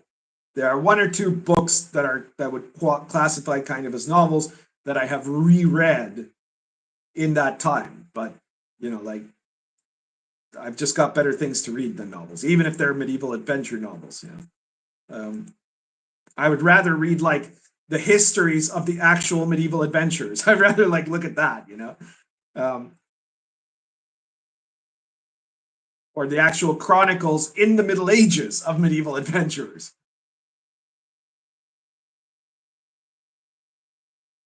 My name says, I'm far too busy to watch anyone for 2.5 hours. Well, we've been going for 1.5 hours, my name. So I appreciate you being here. MLF says, Cults of Chaos is the greatest supplement for OSR. Well, I really appreciate that. I do think it is an incredible supplement. And I mean, it is really, it's got a pretty high bestseller rating. So it's not like it's an unknown. It's not like it's been terribly ignored, but I do think that it doesn't get nearly as much attention as it probably should have. Like, yeah, it's a gold bestseller, but it is like, it's a brilliant product, and you can use it in any OSR game, right? Like there's basically very little in there that is going to be system specific to Lion and Dragon, and even necessarily setting specific to Dark Albion, right? Because the most fantasy campaigns in an OSR game are still going to have like a medieval-esque, medieval Renaissance style to them. And so you can run that there, right? Like it'll just be a little bit less focused on the specific immersion of medieval authenticity, but you might have to tweak it a little bit in one or two respects. But you can definitely, like, any cult that could be in that can be in any RPG setting, basically. Gesture Game says, "Pundit, tu hablas español." That you mean to say, "Tu hablas español." Can you tell me where the word aquelarre comes from? Is it Castilian? Well, an aquelarre is Castilian, and it is basically the word for like a witch's sabbat, right? It's like or a black mass, right? It's a sinister ceremony that was performed by witches in Spain, right? So that's what it means.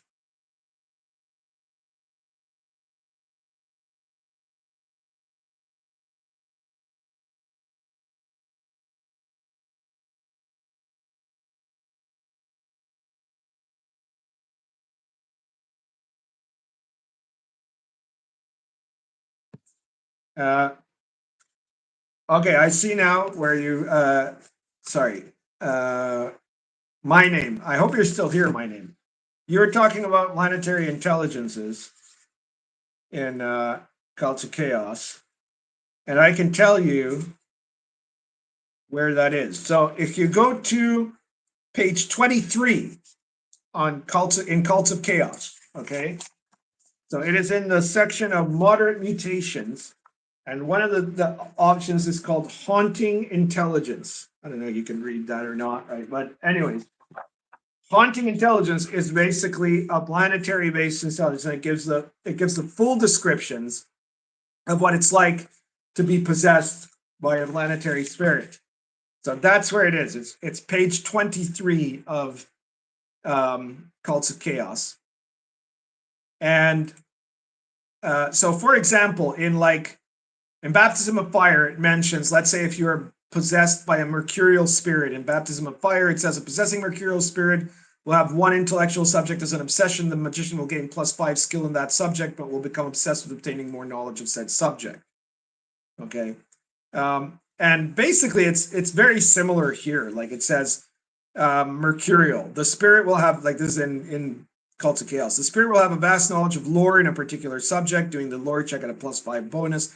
The subject could be occultism, mythology, history, poetry, or art, mathematics, or natural sciences, or any other lore the GM desires.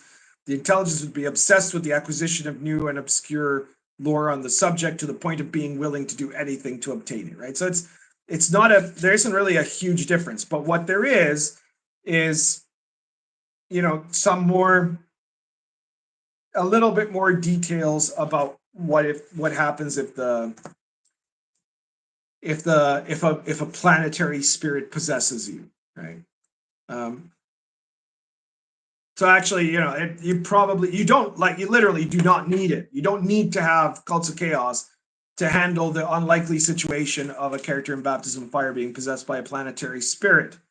But Cults of Chaos is great to have anyways, right?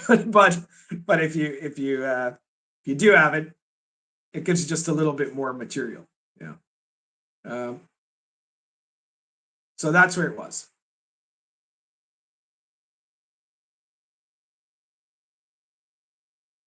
Roy Goodman, $2 super chat. That was it. Thank you, Roy. I appreciate it. Very nice of you. The Batman says, "What South American country are you chilling in?" That's Uruguay. I'm in Uruguay.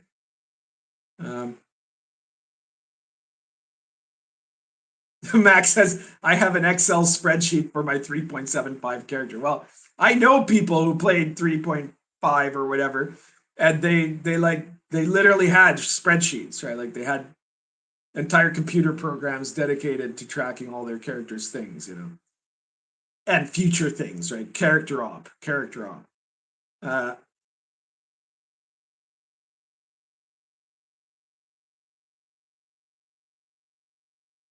One thing I love, DM James has been fanatically excited about Baptism of Fire, right? He has become a gushing fanboy of Baptism of Fire in an incredible way, right? And one of the things that because somebody here just posted, I like the idea of being able to, what did he say? The idea of customization still appeals to me, right? But DM James, for example, he's a huge fan of Baptism of Fire. He said, though, something very interesting in one of his many videos that or live streams that he's now done about Baptism of Fire. Because a lot of it is like, it's really nice, I really like it, but a lot of it is just so hugely positive that it's positive, but it is also informative. So like if you watch his videos on Baptism of Fire, you learn stuff about the context of what the game is about, right? But he very rarely says anything negative. But he said something that was really interesting, which is that he said that at first, when I saw that there are random advancement tables in Baptism of Fire, I didn't like that. But then when I got more into the book, I did, right?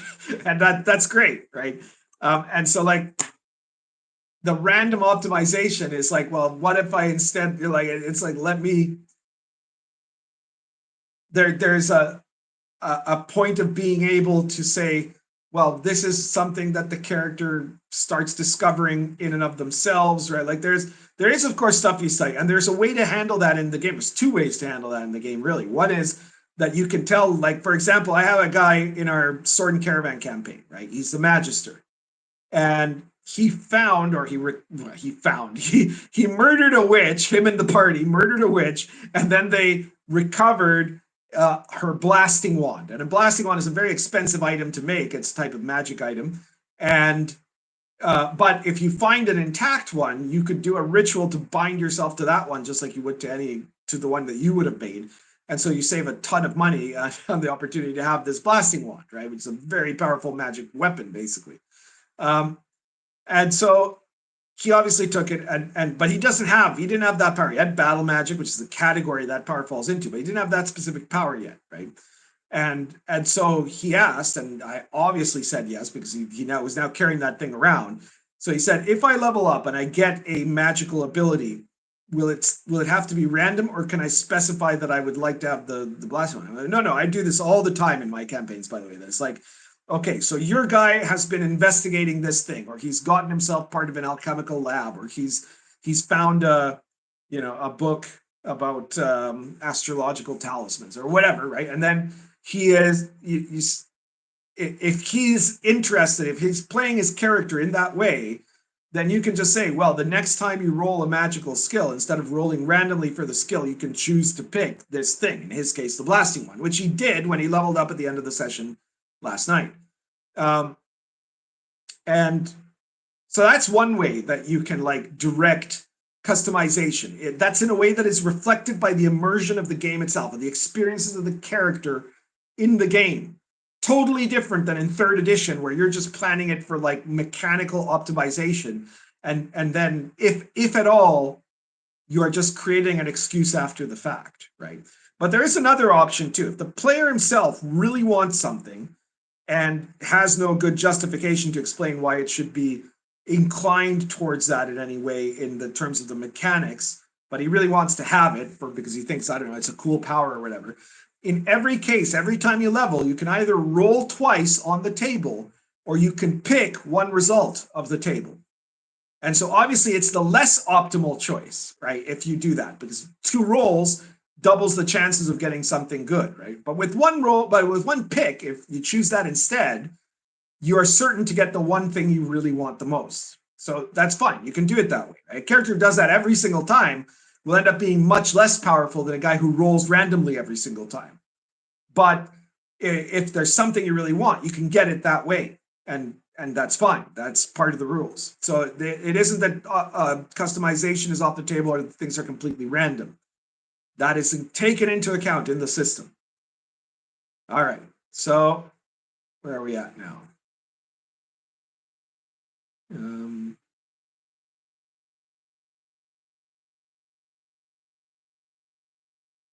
Jestro says, no one I know who speaks Spanish that's the first language has even heard of the word aquelarre. Yeah, well, it's more from it's a word that comes from the Iberian subcontinent. It comes from Spain, and it's not really, you don't hear it very much in South America either, right? Only people who know, stories about witchcraft know that term. Roy Goodman said, just got my copy of Baptism of Fire, left my review on drive-through, easily a 5 out of 5. Thank you so much, Roy. I really, really appreciate that. If you guys have bought Baptism of Fire, and if you could do me a favor that will cost you nothing, and I would be very, very appreciative. If you haven't already done so, if you bought it on drive-through, go to the drive-through page for Baptism of Fire and submit a rating. Okay? It just has to be a rating if you want. Just give it a 5 out of 5 if you think it's worth that, right? If you want to add a short review of some kind, that's even better. But even just the rating is really, really appreciated because that helps up its profile, right?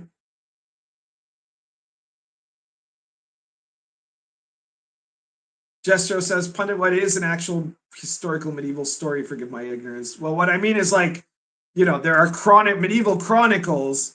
I would rather read Le Mort d'Arthur, which is essentially a historical chronicle written in the Middle Ages of an earlier period. But that's actually is a metaphor for the present day of when the guy was writing it, right? Like Mallory was a knight he wrote part of Le Mort d'Arthur when he was imprisoned during the War of the Roses. And the La Mort d'Arthur, which is the classic, the death of King Arthur story, right? That story that he wrote is actually about the War of the Roses when you really understand what's going on there, right? Like that's where all the tragedy of it manifests is from his own experiences in the War of the Roses. So it's a bit, like it was like his version of Game of Thrones or whatever, but yeah, so I'd rather read that, than say Game of Thrones or even, a modern day historical novel that is still following the novel format as opposed to to a medieval chronicle or something like that.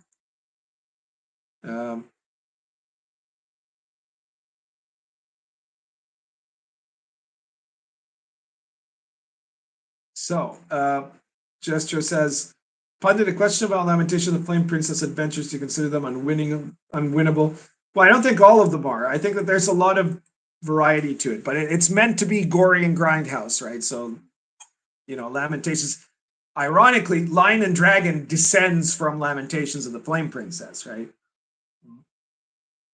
My Dark Albion campaign started as a Lamentations campaign. And you still see a lot. Like, I have a very similar position to James Raji with regards to how OSR is ideally played, which is that, there's no resurrection spell. Healing is rare, right? Like it's grim and gritty in certain ways, and so it's very likely you can die in Lion and Dragon and Baptism of Fire, you can be a 12th level warrior, which might mean you have 70 or 80 hit points or whatever, and it can certainly mean that you can do multiple attacks and you're just a killing machine, and then some goddamn peasant hits you with the natural 20 with a spear and gets a really good roll on the critical table and you're dead. It can happen. It's possible, right? So this is something that I embrace, that it means that at every moment the stakes are high. The only difference is that Lamentations is more into like the horror stuff than me, right? And by definition, a horror adventure should be the most lethal type of adventure, right? My name says, oh, you need Cults of Chaos. Trust me, it's great. Yeah, it is. It is really, really great. It's one of the books I'm most proud of. It's super, super coherent.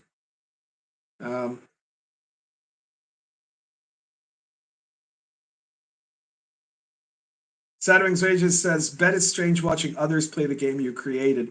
No, I love it. And I absolutely adore when someone says, well, I'm doing it, but I'm doing these mods to it. That is part of the spirit of the OSR. I do not believe you need to play my game rules as written, right? And if you want to do like, well, I'm going to do a game that is, I don't know, like the Baptism of Fire rules, but it's set in a post-apocalyptic world. Okay, great, do it.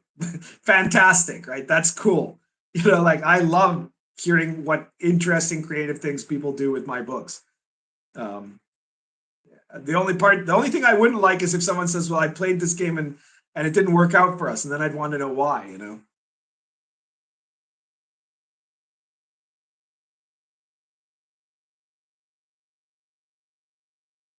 Gesture says, that must be why 3.5 players get so enraged when their character dies. They wasted all those hours on those spreadsheets.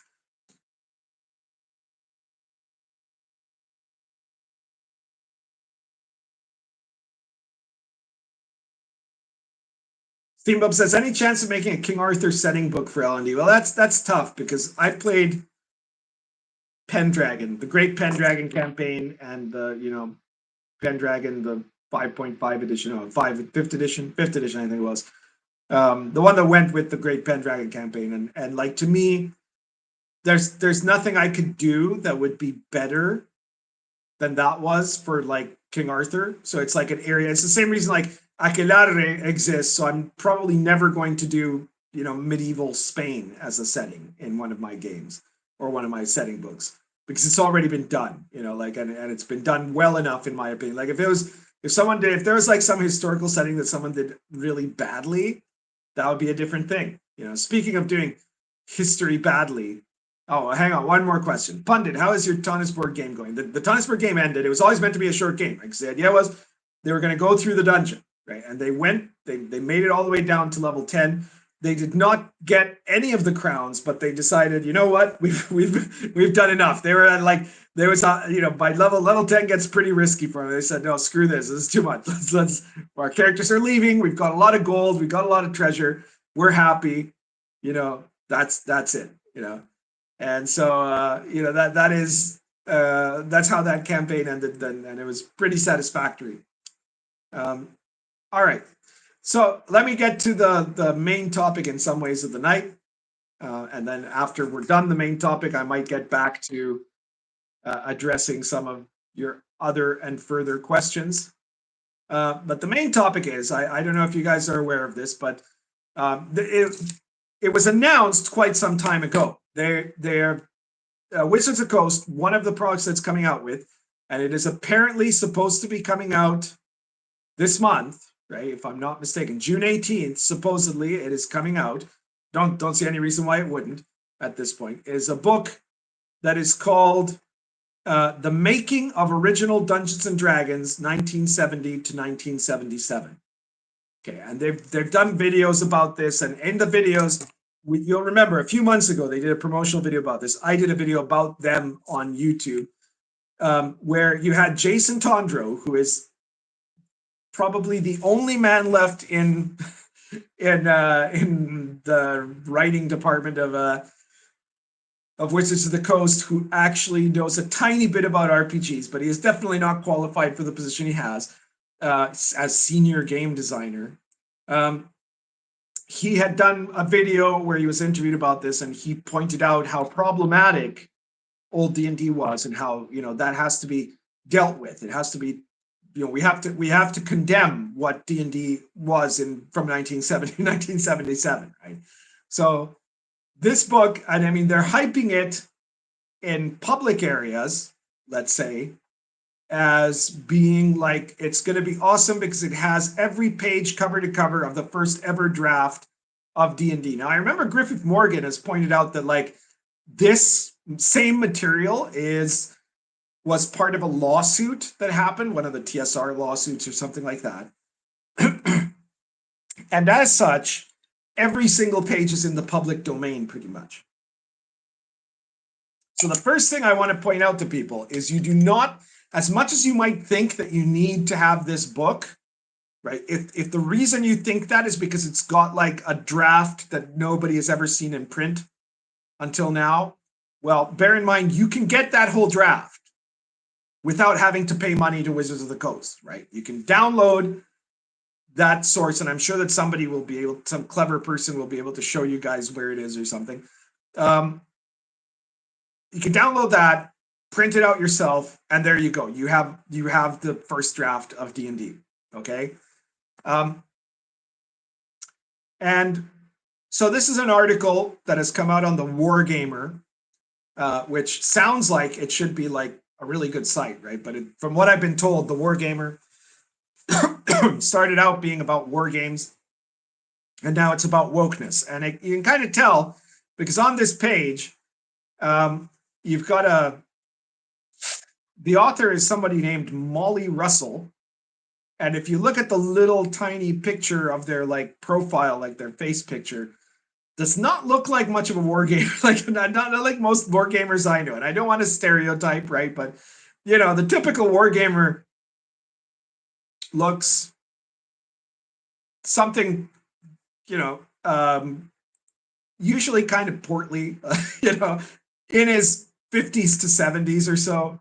You know, some of the younger ones, if you're counting Warhammer as a war game, of course, you could also have like the fat young ones or the thin young ones, almost entirely male, right? Like there are even less women in wargaming than there are in RPGs for sure.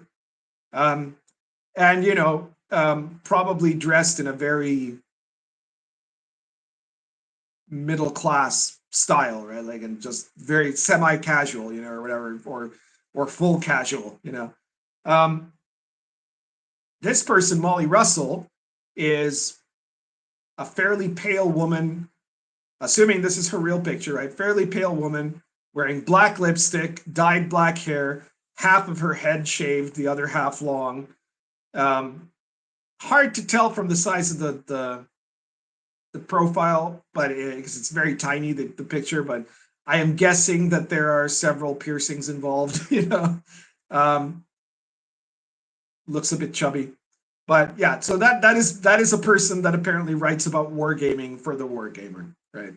And I don't want to judge. Maybe there, you know, like I would think in another context, if I didn't already see what she wrote, I would have imagined that it's theoretically possible that someone that looks like Molly could just be a hardcore, like she might look like that and have it, you know, be totally into Napoleonic battles, right? Like she has like downstairs in her basement, she has an enormous ping pong table that has been completely covered with a diorama of the Battle of Waterloo and a certain scale, and everything is precise, and you know, the sort of thing that would have like that would have impressed any war gamer of the 60s.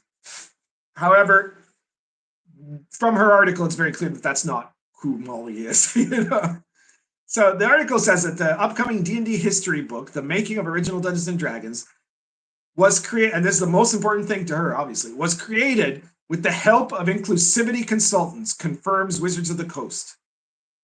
In a press event on May 15th, senior game designer Jason Tondro said that these consultants helped identify language we would not use today in gaming. The Making of Original Dungeons and Dragons is an enormous nonfiction book that documents D&D's early history. John Peterson, remember I keep telling you guys, you can't trust John Peterson. Just a little while ago, I did that other comment on that other book that has come out that was, which was it?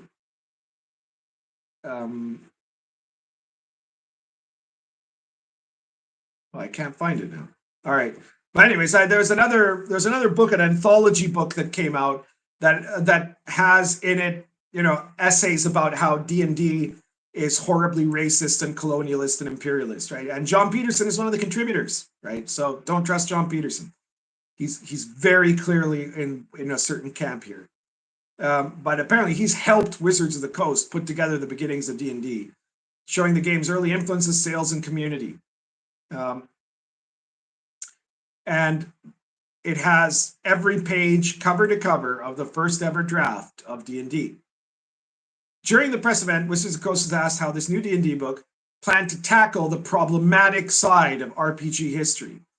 To which Tondro says, "Oh, we do address this stuff in the book directly." One example Tondro shares is a parenthetical comment that's a dig at Women's Lib, a feminist political movement that pushed for equality for women. We hired inclusivity consultants because we wanted to know what we were in for, and we wanted to call it out, Tondro explains. So, I'm going to keep reading here for a second. Wizards of the Coast have been vigilant for comments like this, but the tabletop publisher has not attempted to erase D&D's less than savory history. And Tondro says, "We couldn't change it because it's history, so we included this material, calling it out and placing it in a historical context." So this is what the purpose of this book is, right? The Making of Original Dungeons and Dragons, 1970, 1977.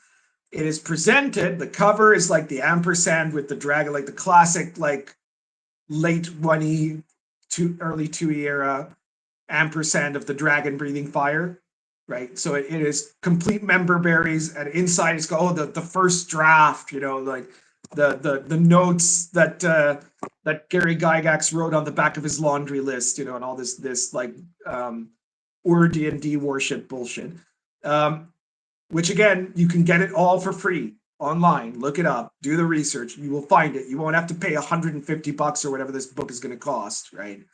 But the real purpose is not to give all those member berries. It's to force that if you want those member berries, to punish you for the evil that you are for liking this game, you are going to have to get it with like these notes in every page telling you about how terrible this game is and how evil anyone who likes it is, right? That's the point. The point is demoralization. It's to try to tell you that you are now in a society they control and in which they will punish you for loving the things that you love, right? The Molly goes on to describe, or to remind us that since 2022, every word of any in development D&D book is reviewed by cultural consultants. So yeah, every single word is meticulously reviewed. So this is basically what you're going to end up seeing, is that in every page they're going to find something wrong with it, or in maybe not every page, but let's say 80% of the pages. There's going to be extensive footnotes about the reasons why this is a terrible thing, right? And how this proves Gary Gygax was bad, how it proves that the origins of D&D was racist, sexist, homophobic, and colonialist, and imperialist, and whatever else, and probably they're going to throw in a free Palestine in there and whatever, and the whole point of it is to make you spend money that you give to them for them to insult you. So that is the thing. That is what you want to keep in mind, and do not fall for it, for Christ's sake. I hate that I have to keep saying this over and over to people, because people keep falling for it, right? The member berries, they're like, "Oh, look, Warduke and Venture are on the cover of the DMG. I'm going to buy that," even though the DMG is going to be full of like, identity politics bullshit. Don't do it. Why the hell would you do it? Like, Jesus Christ. Let me see here.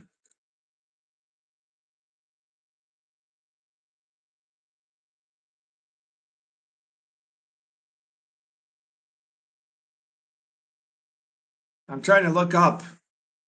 Has someone seen? Can someone go on Amazon and see? It should be called The Making of Original Dungeons and Dragons. Find out what its pre-sale is, the price is for its pre-sale value, and let us know in the chat. The point is, whatever it is, it's going to be too much. Why would you give any money to WotC for this? People who hate this game, they hate the thing you love. Stop giving them money.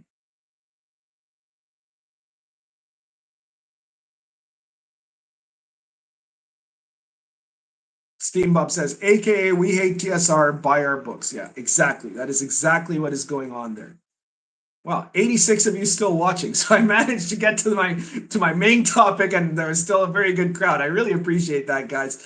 I love the fact that you guys can listen to me for 2 hours. That's more than a lot of people I know. So, Calvin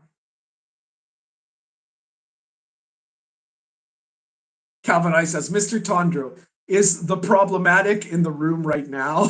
That's great. The thing is, Tundra's just a stooge, right? He doesn't have any real, like, he's nothing. He's got very little to do actually at this point, because apart from getting these last books out, that's it. They're putting the shutter. I think, as far as I'm concerned, I'm guessing they're putting the shutters on the D&D physical book sales. They're going to have materials that are going to come out for their VTT, right? But you know, they've fired everybody from their book sales. So, and as far as game design, he has no design. He has no one that can design anything there, right? There's nobody left there that knows how to design anything. So they might write adventures, right? That's probably what they're going to do, which is not game design, actually. It's just adventure design. And even that is probably going to be very mechanized. Like, if they're going to have a VTT, they're probably going to have an AI that does that, you know?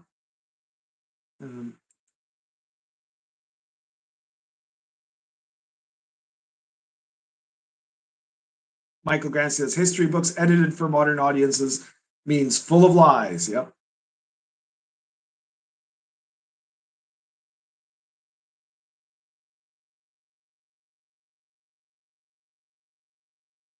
Better history, Slaying the Dragon, Game Wizards, The Elusive Shift of Dice and Men, Lost Dungeons of Tonisborg, Secrets of Blackmoor, and Dave Arneson's True Genius. Well, I definitely agree with the two that I've actually looked at there, which is Lost Dungeons of Tonisborg. That is a marvelous book, just a wonderful book. And Secrets of Blackmoor, the documentary, is fantastic. So if you want to know more about the origins of D&D, look at those two for sure. Now, it tells it more from Dave Arneson's side, but it still has like fantastic stuff about like how the game really was born. Steelmonger says WotC is listed as an affiliate on the Sweet Baby website, by the way.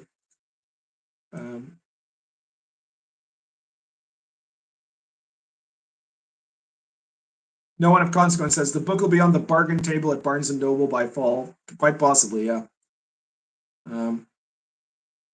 Four Planville says, what kind of room temp IQ tard is still buying WotC products? Well, there are still people buying WotC products. Luckily, less and less. That's at least something, right? But I bet you that there's a bunch that'll come back to buy the 1 D&D books, which is really stupid, right? Because they're going to be mechanically, they're going to be very close to 5e, and the things that are going to change are all just going to be the stupid changes that are created for books. They're going to get rid of races. They're going to get rid of alignment. They're going to introduce more pronouns. You know, like it's just going to be all nonsense. You know, the vast majority of beholders are good. You know, how dare you try to claim that they're evil just because they want to kill all the elves, you know, or whatever.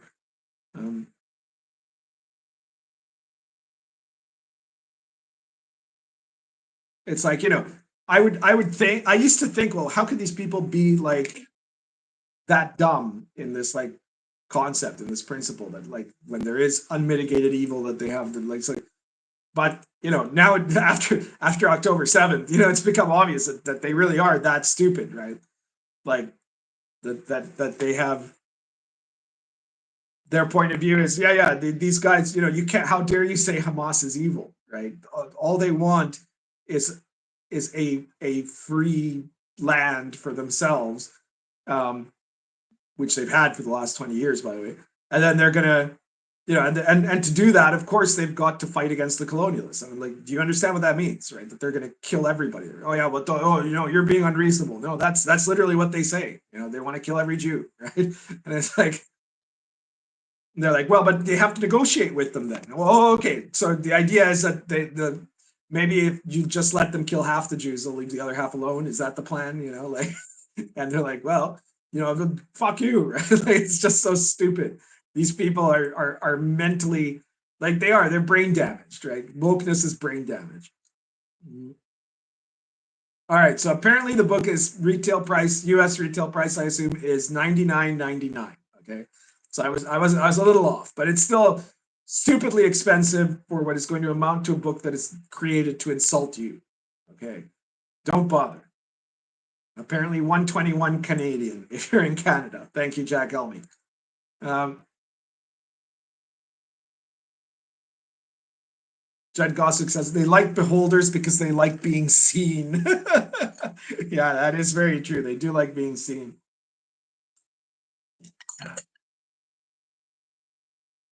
But I mean, they also like being villains, basically, right? Like that's what it's come down to, is that they seem to really enjoy the idea of not just being transgressive, but being able to just be psychopaths and justify it, right? Like that's why, like, so many of their icons that they literally have chosen, right? Like Cruella de Vil and stuff like that, like psychotically monstrous characters, and they just, you know, completely unironically say, no, that's us, that's representing us, you know, like it's so stupid.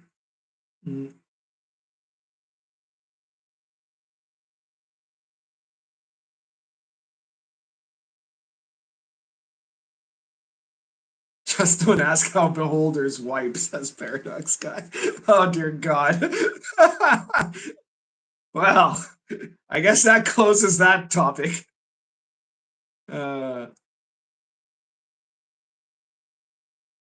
Sir the Unicorn says they're all about self-inserts, so yes, being evil is their true nature. Yeah. All right. So let me know if you got any other topics, comments, or questions. If not, we're going to start wrapping things up here. I really appreciate everybody who's been watching. Again, be sure to check out all my products, especially the Pundit files, which are only available on the Red Room store. All of the links are in the description below. If you like expand the little more button on the description of this very live stream, and you'll find links to all of my products. So check out Baptism of Fire if you haven't already. Check out all 13 issues of the Pundit files, which are available from the Red Room. Each one costs $3.50.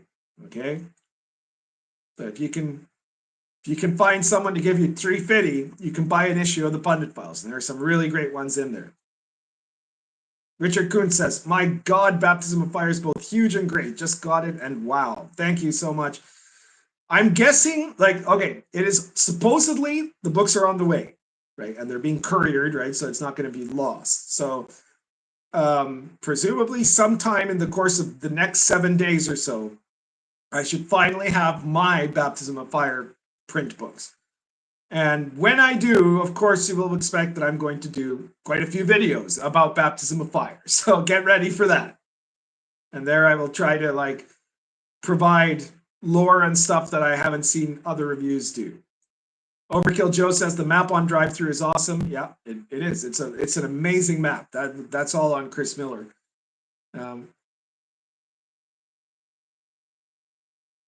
Yeah, it's good stuff. Oh,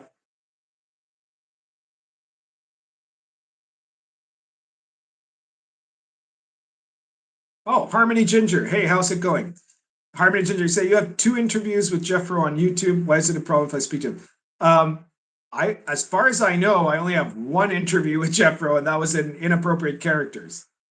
And that interview with Jeffro, I mean, remind me if there was another one. Maybe I've forgotten, right? But that interview with Jeffro was before it became evident that the Bro SR was engaging in the mass posting of anti-Semitic comments and things like that, right? And that basically the Bro SR has a group of people in it that that Jeffro caters to, absolutely, and no doubt he believes it too, because, like, it's not like this is just some new thing for him, right? The very first thing he published, the very first book he published under Vox Day's publishing house, right? Who is also a pretty well-known, alt-right figure, and this is, like, so this is something that he's always been comfortable with.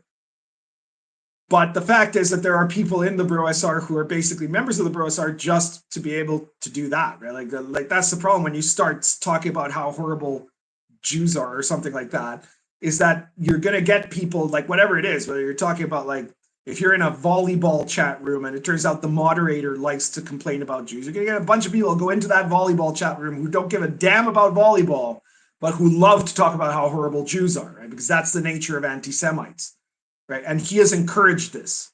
So he's human garbage. That's basically the problem, Army. And at the time, I didn't know. I mean, I knew he was basically a huckster, because I've seen each one of his little scams over the years, right? It started with this, we must find the pure Ur D&D, and then he's like, no, I've decided the one true D&D is AD&D first edition, rules as written. And then this idiotic invention of his completely fake 1-1 time.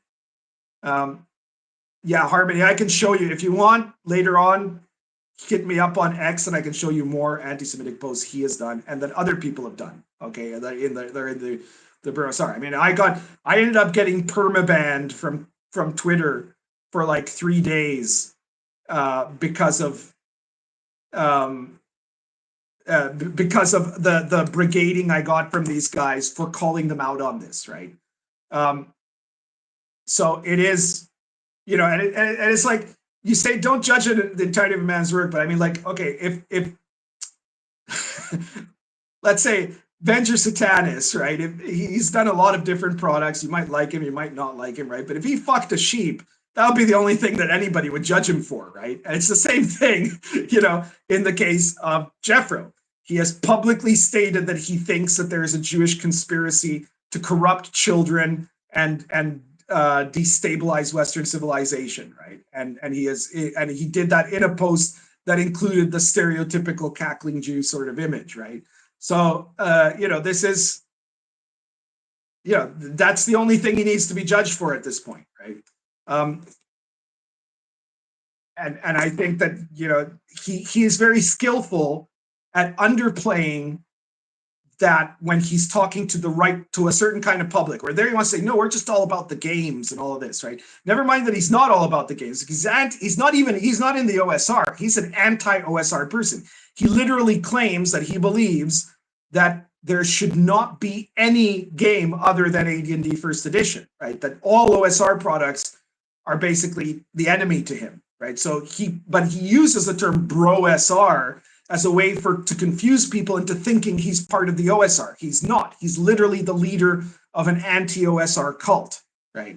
But this is all just part of his hucksterism that he's been doing since forever. He did that with, like, you know, the golden age of pulp fiction and all that sort of stuff. Like, he does this with everything, where he tries to create a tiny little cult mentality and get you know, praise and people to buy his pamphlets from, you know, these followers that he generates with these extreme positions, right? And the point is that at this point now, this is very well known, right? And it seems like a very odd choice to pick to launch a YouTubing career, right? And it hasn't been very beneficial for a lot of other people who've done it, right? Now, at the time that in inappropriate characters we were interviewing, that wasn't the most vile stuff of his had not been revealed. And there also, we gave him a ton of time to talk. If you watch that interview, he had a ton of time to talk, but we were also critical of him. We presented him with questions that he didn't want asked, right? And he got very upset about that later on, and his own people got very mad. How dare we question the cult leader, right? So you know, there I was still, you know, dismembering all of his claims, right, about rules as written. And the fact is, you know, Gary Gygax never once played AD&D first edition rules as written, not at all. The AD&D was invented largely for a couple of reasons. One was to screw over Dave Arneson, and the other one was to create a set of codified rules for tournament play, which is the opposite of campaign play, right? Like, it's not a system that was designed to keep in mind the idea of playing the same campaign for years and years, although you can do that with normal D&D. when you're using Jethro's idea of 1-1 time, which does not bear any resemblance to what Gary Gygax was saying about 1-1 time, your campaign is pretty much doomed to not last more than like maybe a few months if you do a Herculean effort, and depending on how many people you have in the mix, you know. You say, Harmony, you say, and it makes no sense to throw everything out over one tweet. Well, it wasn't just one tweet. Again, it was several tweets. But I will also say that what are you throwing out? Jethro has contributed almost nothing of value to the OSR or to the old school movement. His whole shtick is just, this is the thing that I say is the one true pure thing, and you should do it. It's not his thing. He didn't invent AD&D first edition, right? He did invent 1-1 time, but he pretends he didn't do that. He invents his version of 1-1 time, right? But he pretends even that he didn't do that. He's trying to claim that that's how Gygax played. It wasn't. Everybody who knows him, everybody who was there has said it wasn't, right? So in point of fact, he hasn't really created anything that succeeds. 1-1 time is a failure as a mechanic. It causes campaigns to collapse much earlier than they would if you were just using normal, like the Gary Gygax version of 1-1 time, you know, or other methods of standard RPG timekeeper, okay? So yeah, I mean, I would love to talk to you about this in like I said, I don't know, somebody said here, I think you weren't here at the time, Ginger, but we were talking in our last issue of Inappropriate Characters, our last episode of Inappropriate Characters, that we would like to have you on the show as a guest, right? And somebody here today, when I mentioned that, said that you had some kind of a problem with one of the co-hosts of Inappropriate Characters. I don't know who you had a problem with. I know that this is like the first time I've ever interacted directly with you, to my recollection. So I'm guessing it's not me you're talking about. So that leaves either Venger or Ryan. But in any case, if if you're not afraid of having meaningful questions, and I promise that you're going to have the opportunity to tell as much as you want to talk to us about yourself and your ideas, you know, you could be welcome to join us. Our next episode is on the 30th of June, and you could feel free to come on and promote your channel and all of that. Harmony, you're going to have to remind me in what other ways we've interacted, because I'm afraid I don't recall. And was it related to Jeffro, or was this some other moment?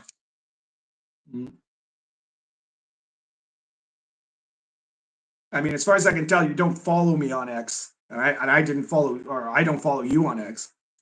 So I'm not sure when we've interacted before, but it could be. I mean, I interact with so many people that I end up forgetting. They all kind of blend into one eventually.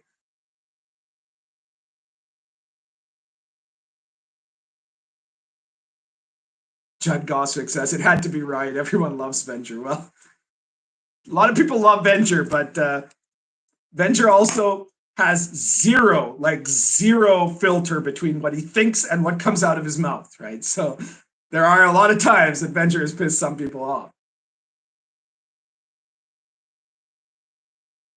And yeah, Ryan's awesome. But for somehow he has a way of getting himself into trouble, and sometimes we don't even know how.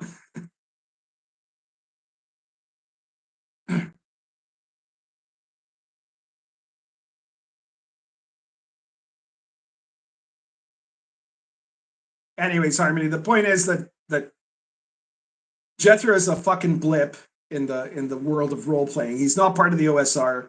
He's got 25 followers, and if you interview him, they'll probably subscribe to your channel unless you criticize him in any way. But that isn't necessarily a great plan for growth,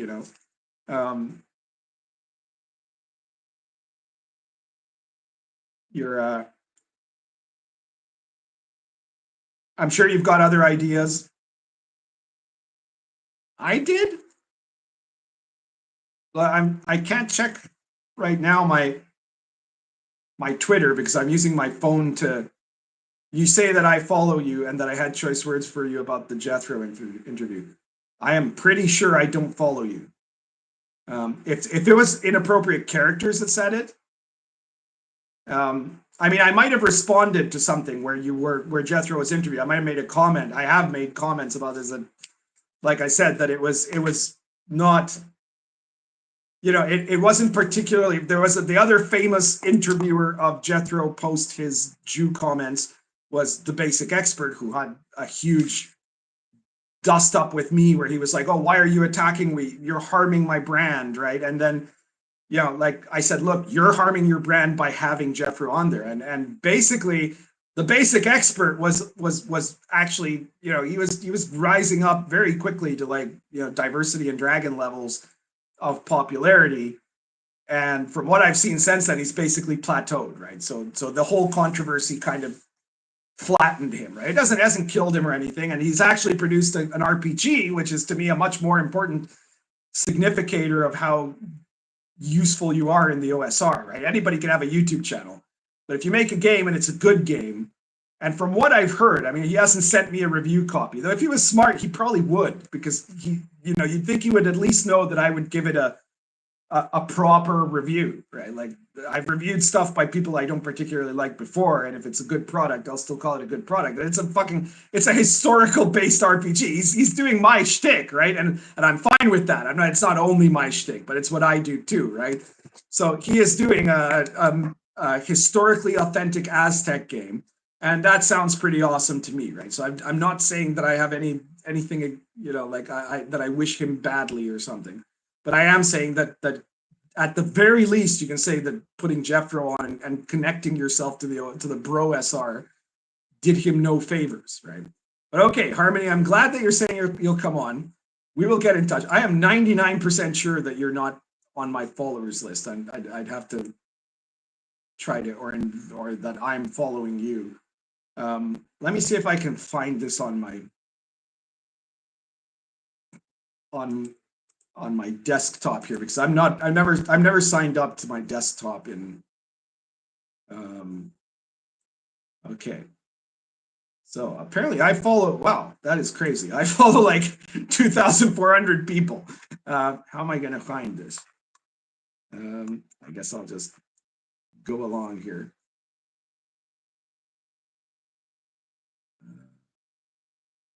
The problem is I can't just click on your thing and see if I follow, if you're following me there. At least I don't think I can. All right, well, I'll check it later, and I will confirm or deny if I am following you on Twitter.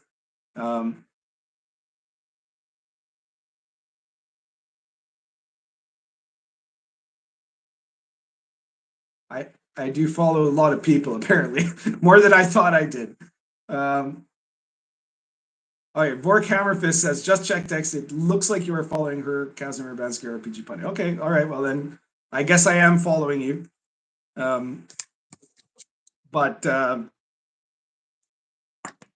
Yeah, well, you know, Jethro to me is a cancer on, not a cancer even, a parasite of the OSR, right? He hates the OSR, he wants the OSR to die, but he is trying to suck popularity off of the OSR with his Bro SR nonsense, right? And he's produced nothing of value, nothing at all, right? And on top of that, he has only helped the claims by woke communist retards that, oh, the Bro SR is racist and homophobic and anti-Semitic and whatever else, right? By making a bunch of posts about Jews. Of course, nowadays they'll probably praise him for it, right? He's part of the Free Palestine crowd, I'm guessing. So yeah, he's hip at everything, right? Because the fact that the secret is racists and woke people are basically the same. They think exactly the same things. They just cheer for opposite colors. My name says, you could just type her name in search, it'll show if you follow her. Yeah, but I would have to be logged into my Twitter, and I'm not on the desktop. I'm only logged into Twitter on my phone. Anyways, it's too much work for a technophobe like me at this moment. But I guess I will take the word of Vork who apparently knows more about how to use Twitter than I do, but that's not hard because, like I've said many times, even though I am very much Gen X, I am more like a boomer when it comes to handling any kind of technology. So there we have it. But all right, Harmony, we will get in touch with you then, and hopefully you can make it on Sunday, the 30th of June. I think it's at 8 o'clock Eastern. Yeah, 8 o'clock Eastern. So try to let us know if that's good for you, and we will have a conversation. You know, because honestly, apart from you having interviewed Jethro, to my recollection, I know nothing about you. Right? Like I don't know what your deal is. I don't know how long you've been gaming. I don't know, you know, what got you into gaming. I don't know what your interests are. I'm assuming you're an OSR type person.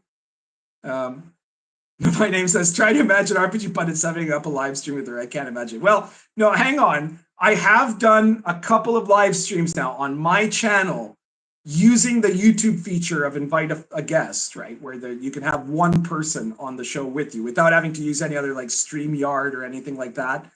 That I've been able to do. Like I did one with the Mad Hermit, and I did one with Taylor Lane. So I've done that twice already, and I can do it. That part I think I know how to do now, right? So if for some reason there was some cause where Harmony couldn't come, you know,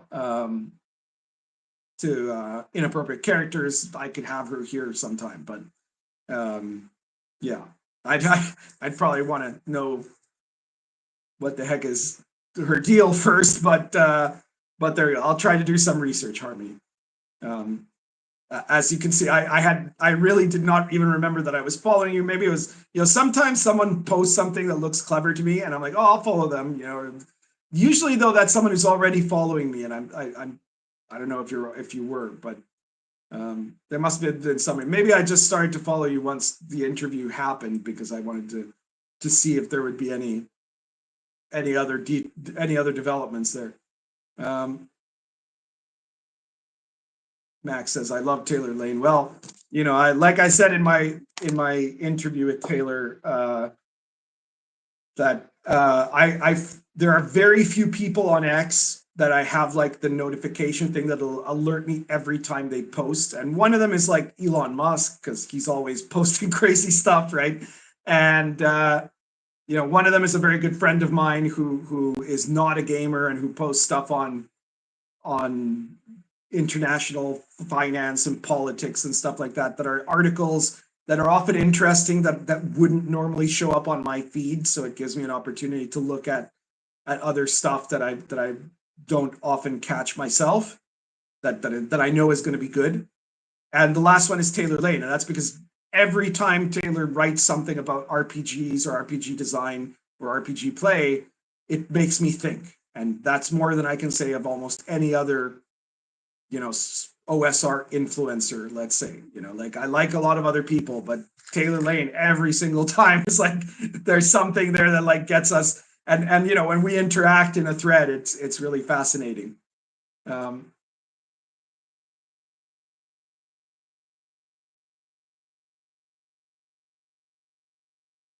Harmony, you say, I will talk to anyone and go on any stream. There are people who don't like you and won't like that I'm coming on, but I don't let them tell me who to talk to. And same goes with Jethro. And okay, I understand that sentiment and I appreciate that. And I don't know, like it sounds like you came on here and you said, well, he did one tweet or something like that. And that's not the case. But so that tells me that you might have had some idea that there was a controversy about his anti-Semitic comments, but you didn't know to what extent or how common it is, right? And of course, it's more common when they're talking to themselves than when they're in public. And but you know, the public record is there. You know, I could repost them if you want. You can look in you can do a search in my X, and you're going to see more than one tweet where he's talking about, you know, talking negatively about Jews. But the point is, though, like, yes, you can talk to whoever you want to, right? but there you should talk in a way that is relevant. Like this is the same thing that I've said to the basic expert, right? Like if a person is posting stuff like this, then they claim to be part of our hobby, part of our movement, then at the very least you should address that when they talk to you, right? And you know, that is a relevant thing, right? Like that is part of what you would want to critique, you know. Well, Harmony, if you come on, I promise you that you will. We're going to be talking about you, not about. Well, Jethro might come up at some point, right? But if you're the guest, we're going to be talking about you, and you're going to be talking to us more than anything, telling us about what your experience is, and like I'm curious to know, because apparently you've got. I have to say I haven't watched your videos yet. I haven't even watched the interview with Jethro because I'm not at this point. I already know what his whole con game is, so it doesn't really. I'm not really interested in that, and I'm sure that he came off trying to sound like he's a friendly gamer guy, right? Which is what he tries to do when he's publicly facing. But I don't know what drew you to gaming or why you've started a channel or what is it that your goals are. So I'm going to want to learn about all that. I'll try to do some research before the episode, but I'm going to look forward to hearing what you have to say.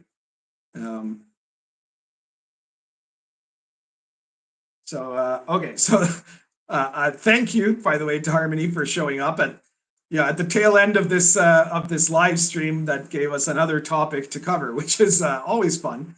I appreciate that. And does anyone have anything else that they want to talk about? I'm still up for talking as long as there's interesting topics to cover. I've covered already the ones I mainly wanted to cover tonight, but usually the crowd has interesting stuff to say.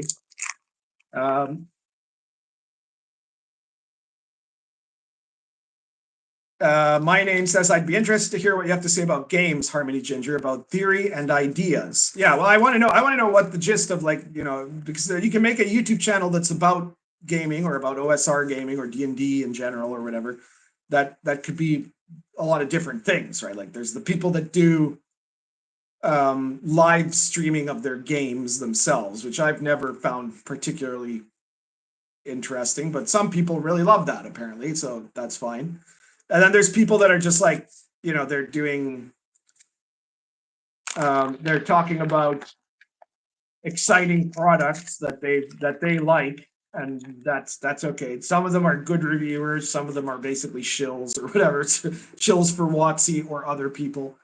And then there's people that talk about controversies, right? Myself, Diversity and Dragons, people like that.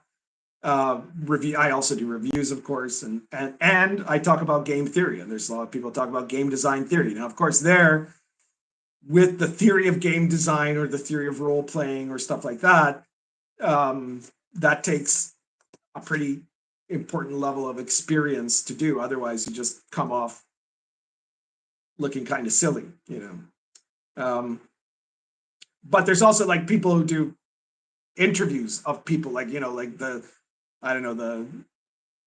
what do you say? What would we call that? The Joe Rogan style of let's get this game designer here and interview him, and maybe that's what the deal is, and that has its uses too, right? Especially if that's what you're good at, if you're good at being the host of something, and then bringing in interesting people to chat, So there's a lot of different ways to handle this stuff. Deum Servio says she sounds like another useless Dolly Pop. Well, Dolly Pop was awesome. I don't know why you wouldn't like Dolly Pop. I loved Dolly Pop when she was doing videos. I did videos with her. She was a guest on Inappropriate Characters, and I was a guest with Taylor on her stream, where we had a fantastic time. And then John Potato Battle did that video that was like a hate video about like the alt-right in the OSR, right? And he tried to claim that me and Venger and Dolly Pop were all dangerous alt-right figures, and that and Taylor Lane was the most dangerous of all. Basically, like, it was basically a hate video about Taylor Lane, and they were just using the rest of us to try to claim. And then Varg Vikernes, right? Like, as if any of us have anything close to do with Varg Vikernes, who is not even in the OSR. But yeah, Dolly Pop was short but great. I mean, I wish that she was still doing that kind of stuff. If Ginger can get like, as I don't like, again, I've never watched a video of Ginger, so I don't know what she's like. But if Ginger can get like as how would you call it, as righteously indignant with outrage as Dolly Pop sometimes was, then I would be hooked. You know, like that's I love that.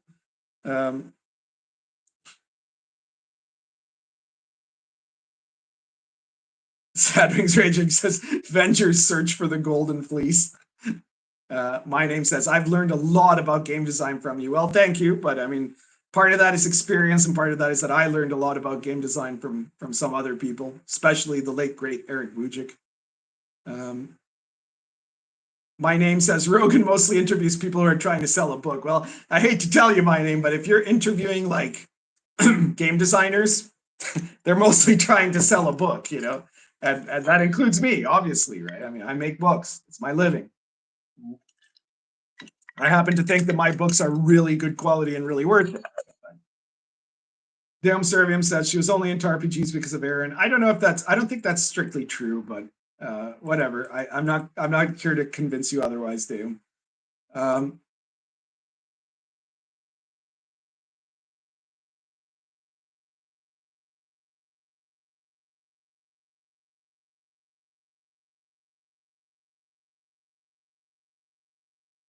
Frank Distrust says, Pundit, have you seen the sandbox generators? One of the top sellers on drive-thru, not as top as Baptism of Fire.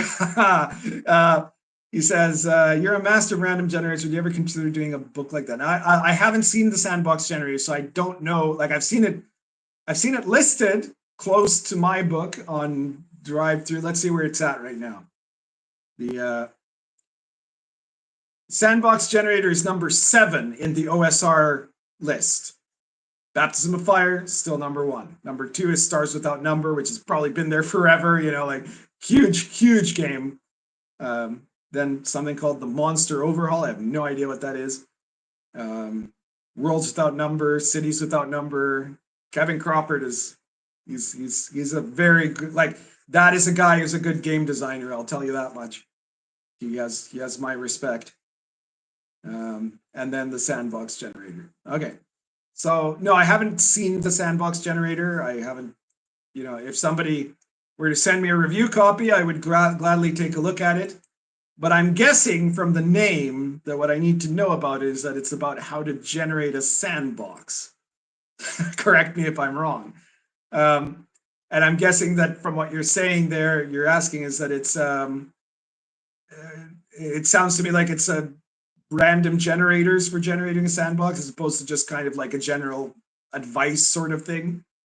But yeah, no, I haven't seen it. But I mean, I could do something like that, but I tend to think, see, one of the secrets of good random table generation and of good sandbox design is not to be generic, right? It's not to like just start from nothing, right? You have to start from a basis of something, right? So in my case, for example, with Baptism of Fire, 11th century Poland, right? That's the sandbox. So there's the hex map of 11th century Poland. That makes it easy for me because I'm picking historical stuff. I've got a timeline is already made because it's the real life timeline of what happened. The places are all made, but what you have to do then is research those and detail what each city and each area is like. And then you look into like, what are the monsters, that sort of thing. What are the events, the social, political events and stuff that's going on there? What are the different factions and groups that exist there? The power groups, you know, the PS, the church, the other magnates, the Pomeranians, the Holy Roman Empire, the Bohemians, etc. And what are their motivations and stuff like that. And then at the micro level, when you're going into like the actual sandboxing, you have to determine, okay, well, monsters and animals by terrain, where would they be? Generate those, put in the generators also other interesting encounters that have the flavor of the place, so that it creates that flavor that you're in this particular place, in this particular world, right? Like the problem is, if you just, let's say you try to make a sandbox and it's just some fantasy place and you've randomly generated the terrain or something and you've randomly generated the cities, they're going to be very generic, right? And then if you're using like the random monster tables from AD&D DMG or something like that, that's also going to be very generic, right? Because that's how they are, right? So what you need to do is you need to direct your focus into a specific thematic, right? A specific genre and a specific type of culture or type of place or mix of cultures or whatever, right? So doing a book that's just about broad scale sandbox generation, I'm not too sure how you could make that work unless you did it like with case studies or something like that, you know. Andy Casper says, this is the first time I've come across your channel. Do you have a preference for what you focus on, like OSR, only D&D, or non-D&D specific mechanics? Well, I'm mainly about the OSR, Andy. I guess if you're not aware of me, click the little more signal in the description of this live stream, and you're going to see links there to all my products. And my current latest product, Baptism of Fire, is #1 on the OSR bestseller list of Drive-Thru RPG, and it has been for like a month and a bit now. So yeah, I'm pretty much an OSR guy, but I do talk sometimes about other RPGs. You know, it's not like that's my only area of knowledge or something.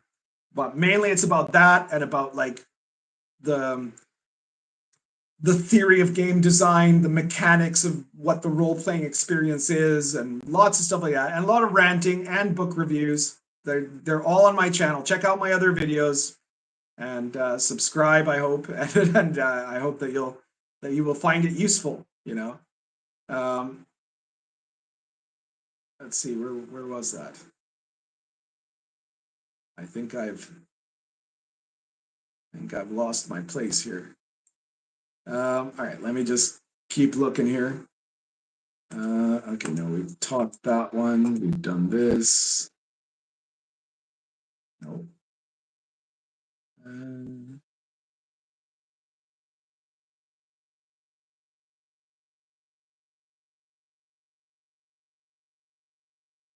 All right.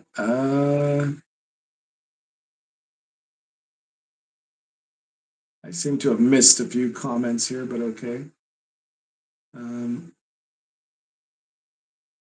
Wiley Dulkowitz said, can you recommend any add-ons to Sword and Caravan to make it vibe more like Aladdin? My 12-year-old wants to play Jasmine as a mage. Well, what I would say, I mean, if you could find the old Al-Qadim setting for like 2nd edition, that has a style that is a lot more Arabian Nights type generic fairy tale Middle Eastern, you know, that kind of Orientalism, as the left would call it. And you might get some inspiring stuff from there. That's, I guess, the only advice I can think of on that subject. Oh, what Judd Gossick says, well, Hex Games makes Sinbad stuff. So that could be even better, maybe. Yeah, maybe you should go with Judd's suggestion.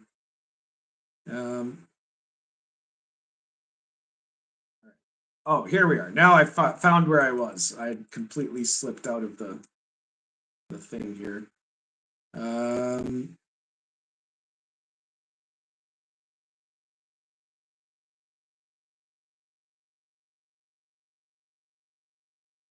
Sadwings Raging says sandbox denotes a quick map drawn in sand. Well, no, not really. The idea of the sandbox is that it's an open area of play, right? It's a play area. So it's meant to be like, I'm pretty sure that's derived from like the kid's sandbox in a playground, right? It's just a box filled with sand, and then it's up to the kid's imagination what he does with it, right? And So what that means is you're making a setting that doesn't have some overarching novel-like meta plot designed by the brilliant game master or by the brilliant game designer, you know. Kanan Morden says, have you heard of anyone playing Baptism? You said Baptism by Fire, but it's actually Baptism of Fire. Baptism of Fire online. You know what? I haven't heard that as of yet.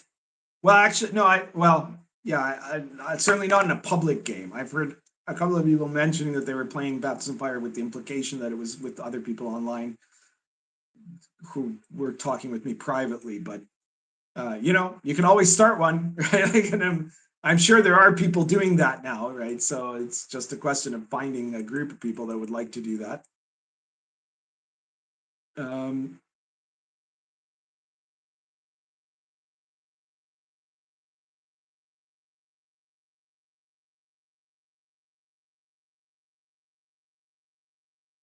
The time period, Patrick Theophan Barnes says, the time period covered in baptism includes the Great Schism.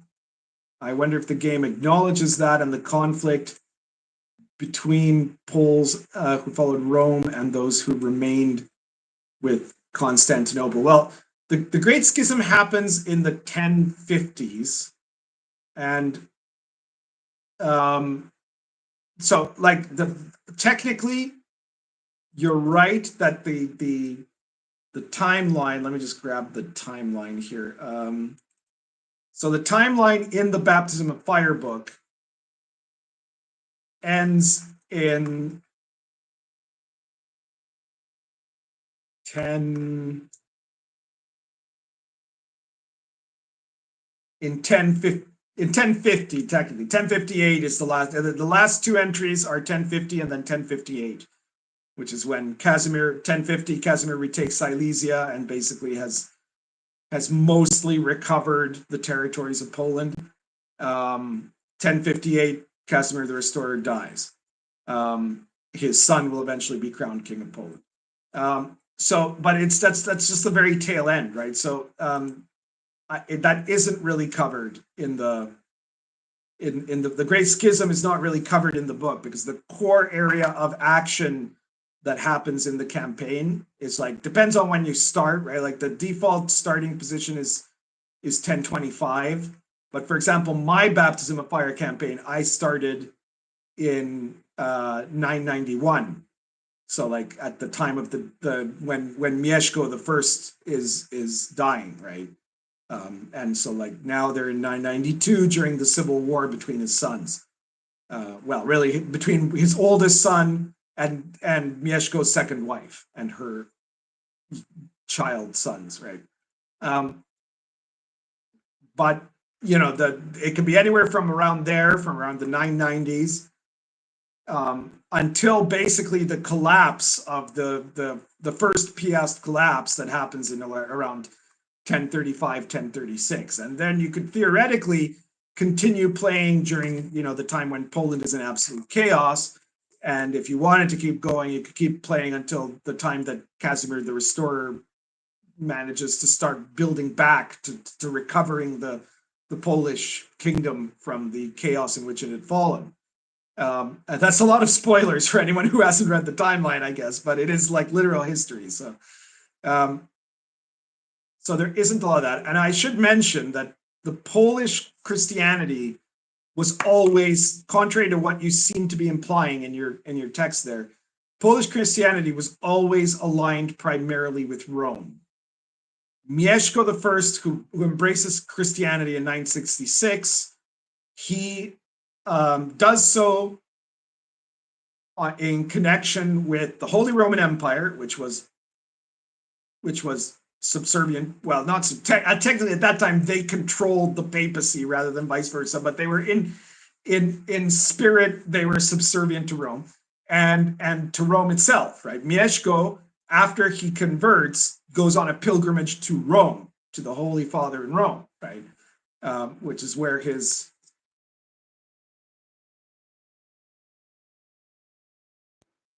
sorry, I think we blooped there, but I was saying Mieszko the First goes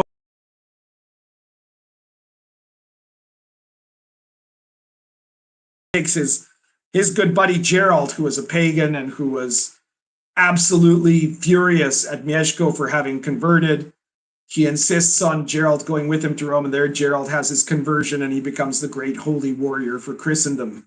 You know, and so and in fact, the point of that, Mieszko and after him Boleslav were constantly trying to make alignment to Rome, independently of the Germans, right? Independently of the Holy Roman Empire, to establish themselves as a separate kingdom recognized by the Pope. So, you know, you had the ones that were aligned with Constantinople were the Kiev Rus, right? They were definitely on the side, like, because their conversion happened through Constantinople.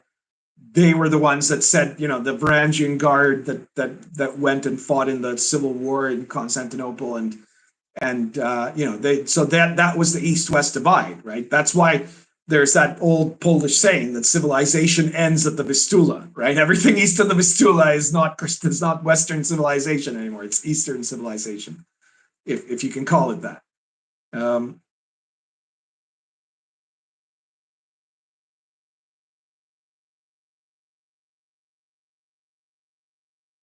Alexander Alekin says, will you do videos on Matt Colville's RPG like Matt Mercer's? Well, thing is, his hasn't been as funny to comment on, you know.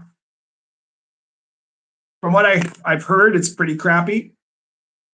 But yeah, Mercer's is just an incredible parfait of crap, you know. That was like, that made it worth talking about, because a lot of people make shitty RPGs, right? That's not exactly news. Matt Colville is not really all that interesting in any case compared to Matt Mercer in terms of somebody to mock. He's not even interesting. Let's put it that way.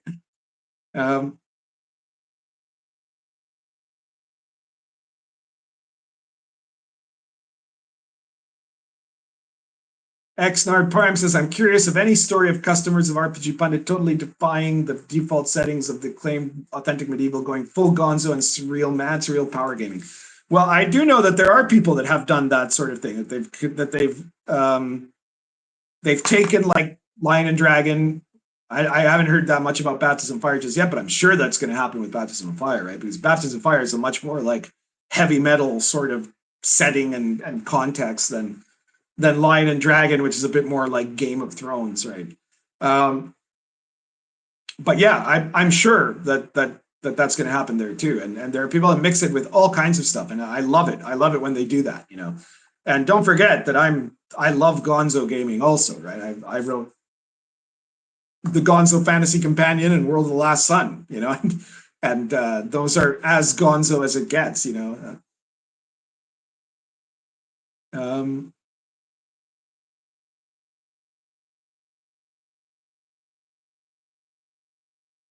Well, Xnard, if you, I don't know what kind of Gonzo you're into, but you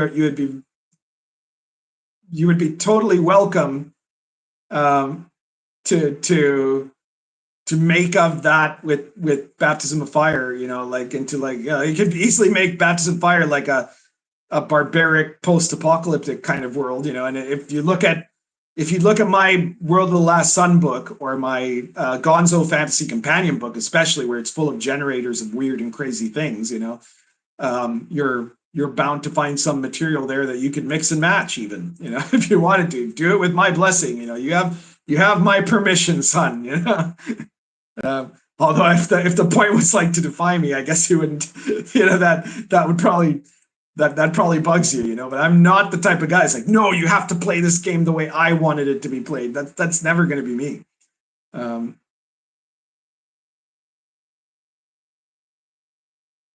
Frank Destrosa says, side note, oh, this is important because it's related to pipe tobacco. You made fun of my smoking apricot and cream Cornell and Deal and recommended I buy a pure Virginia. I did, and it's really good. Yeah, that is the secret, is that, you know, if you stop getting tobacco with a bunch of weird flavors in it, then the tobacco that is like you know, at the scale of something like Credell and Deal makes some really nice Virginias, you know, and other stuff like that, you know. So at that level, pure tobacco, and that's what you know, the Argento brand, it's made here in Argentina, but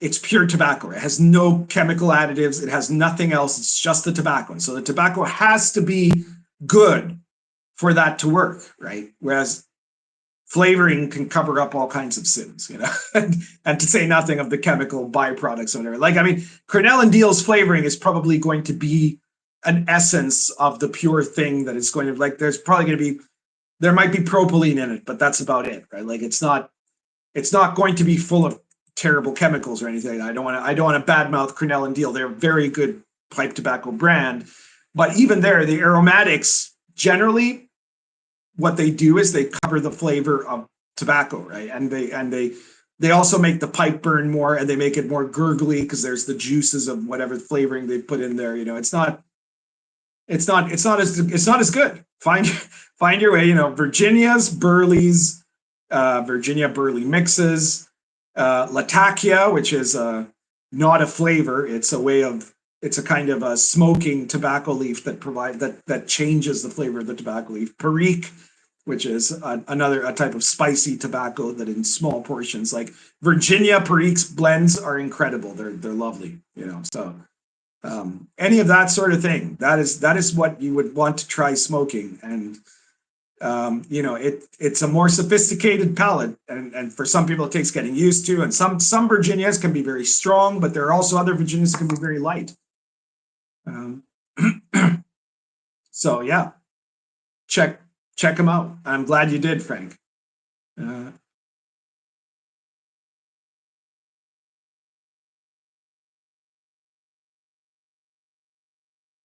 XNAR Prime talking about a lot of possible other settings. I mean, that's cool. You can talk about that all you like.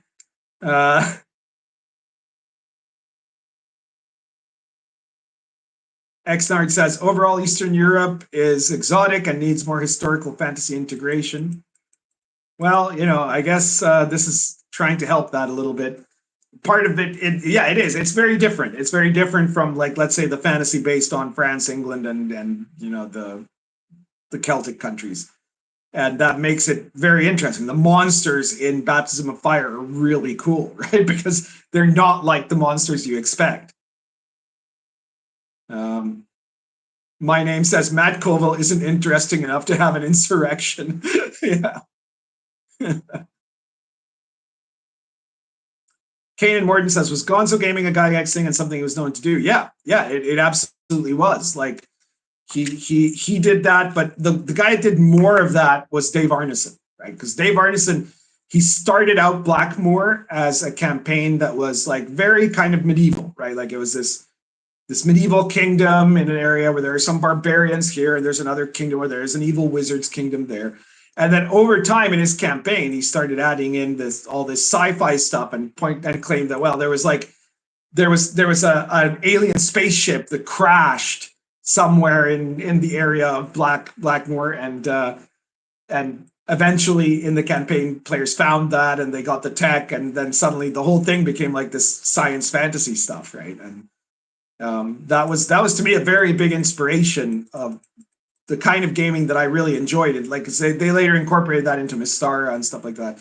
And that is one of the big inspirations of World of the Last Sun. You know, it was one of the things that influenced, for sure, my design of World of the Last Sun.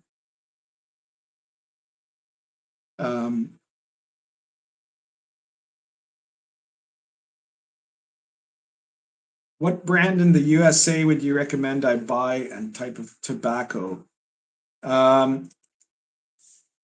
Let me see here. Well,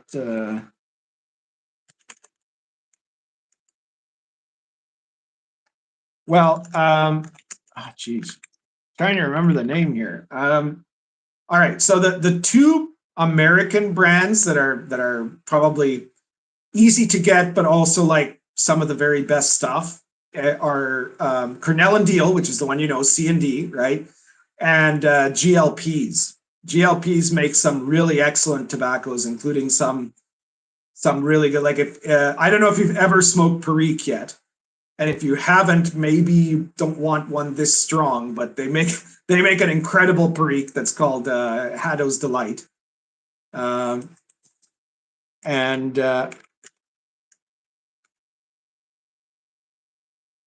that's GLPs. Cornell and Deal makes an incredible what's called an American blend, which is Burley, Virginia, Latakia, and Perique, which is called Crowley's Best, and that one is so lovely. It's really, really good. But they make a lot of them, like anything from GLPs or Cornell and Deal that are not aromatics, I will strongly recommend.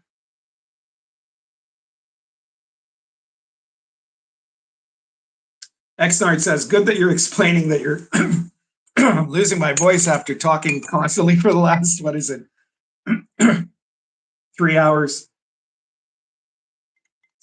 All right, let's see how long I can keep going. Good that you're explaining that you're not like this fuddy-duddy altering historian like Gary Gaga said, isn't all about authentic historic switch. No, look, I really like my medieval authentic stuff. And in my medieval authentic stuff, I'm authentic, right? Like I want, when I'm running a game set in 11th century Poland, I try to make it as much 11th century Poland as possible. But when I'm not running that, when I'm running a different kind of game, I'm not going to make it like that. You know, like I'm gonna enjoy it. And the other type of game that I really enjoy, because what I don't like very much is like kind of like your blasé generic fantasy. You know,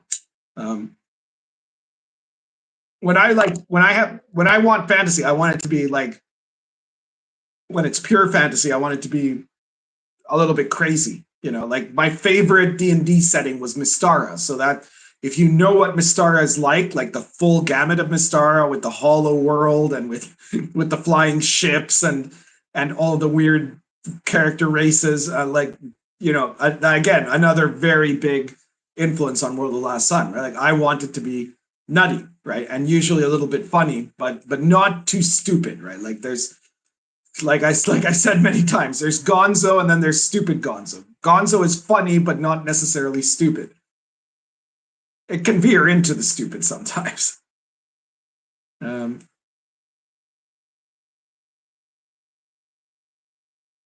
Destrosa said, I bought some Burley and Latakia too on your recommendation. Should I smoke the Latakia pure? No, you absolutely should not smoke the Latakia pure. Latakia is a mixing tobacco. So you will want to mix, like usually people buy blends that are pre-made that have Latakia as one of the ingredients, so what are called English blends or American blends, right?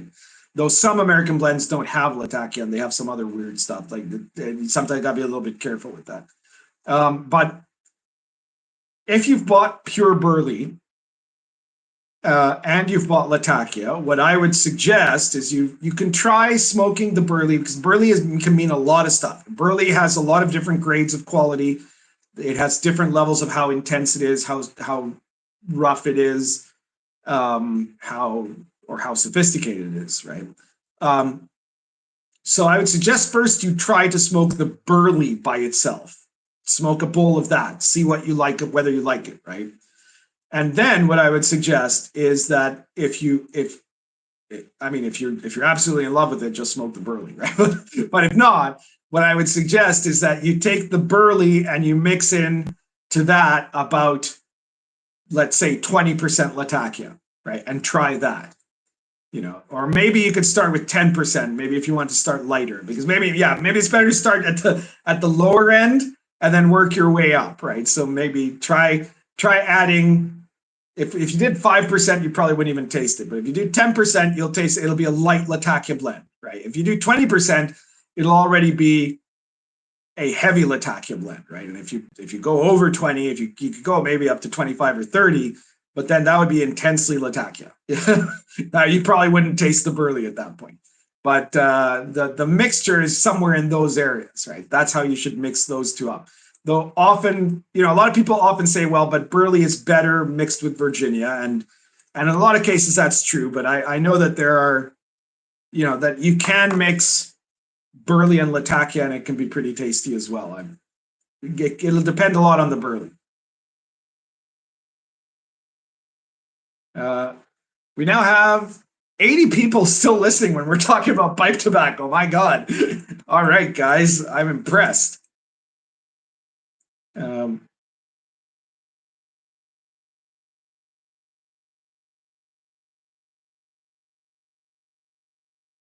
Odo says there's a lot of Slavs in, I suppose that's computer RPG industry. There's a small game set in upper 15th century. Yeah, that was that Kingdom Come you're talking about, Oda. I heard about it because it was really funny because that came out around the same time as Lion and Dragon, right? And so again, there are people like, hey, this is like Lion and Dragon. Well, actually, people are saying Lion and Dragon is like the tabletop version of Kingdom Come.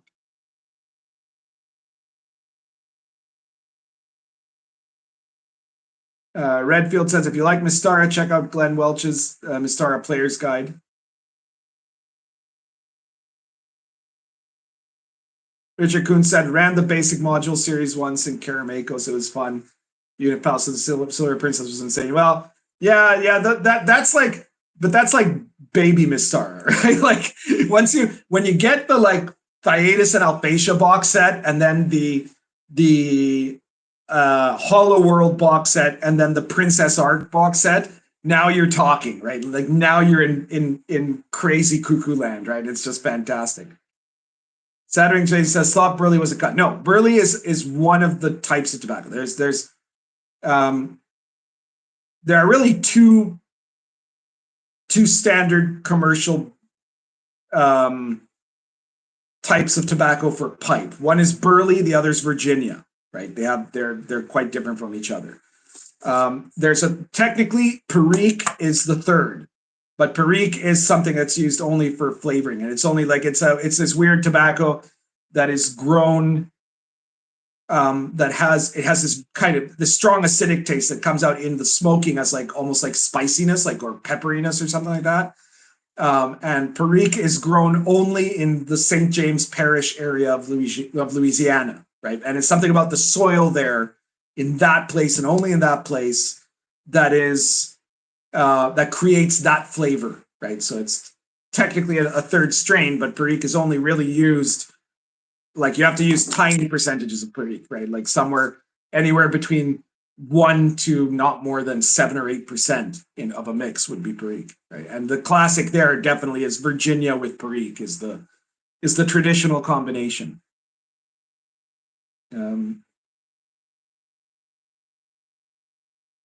All right, Sadwing Raging says time to go. Gotta water my tomatoes. Xnard says I'll check out Mystara more. Unstupid wise yet Gonzo is what I'm into. Well, I hope you've checked out World of the Last Sun then and the Gonzo Fantasy Companion. I think you'll find those quite interesting.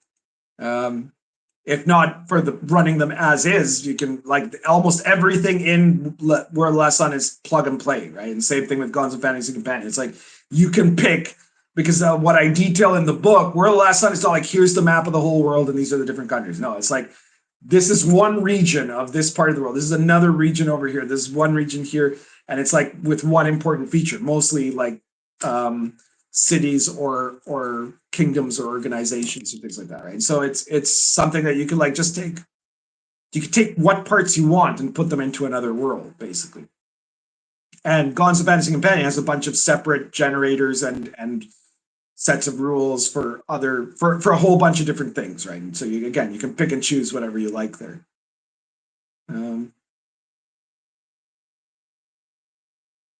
Oda Manjiro corrects me. Kingdom Come is Bohemia. He was talking about Felvidek, which really just came out not a long time ago. Okay, that one I've never heard of, so fair enough. My name says, yeah, but your streams are crazy. You never know when something really, really interesting is going to come up. Like that one where you were talking about Aleister Crowley. Yeah. Well, that is true. You know, I just keep talking and stuff happens, you know. And look, we even managed to summon Ginger here. So that was pretty interesting. All right.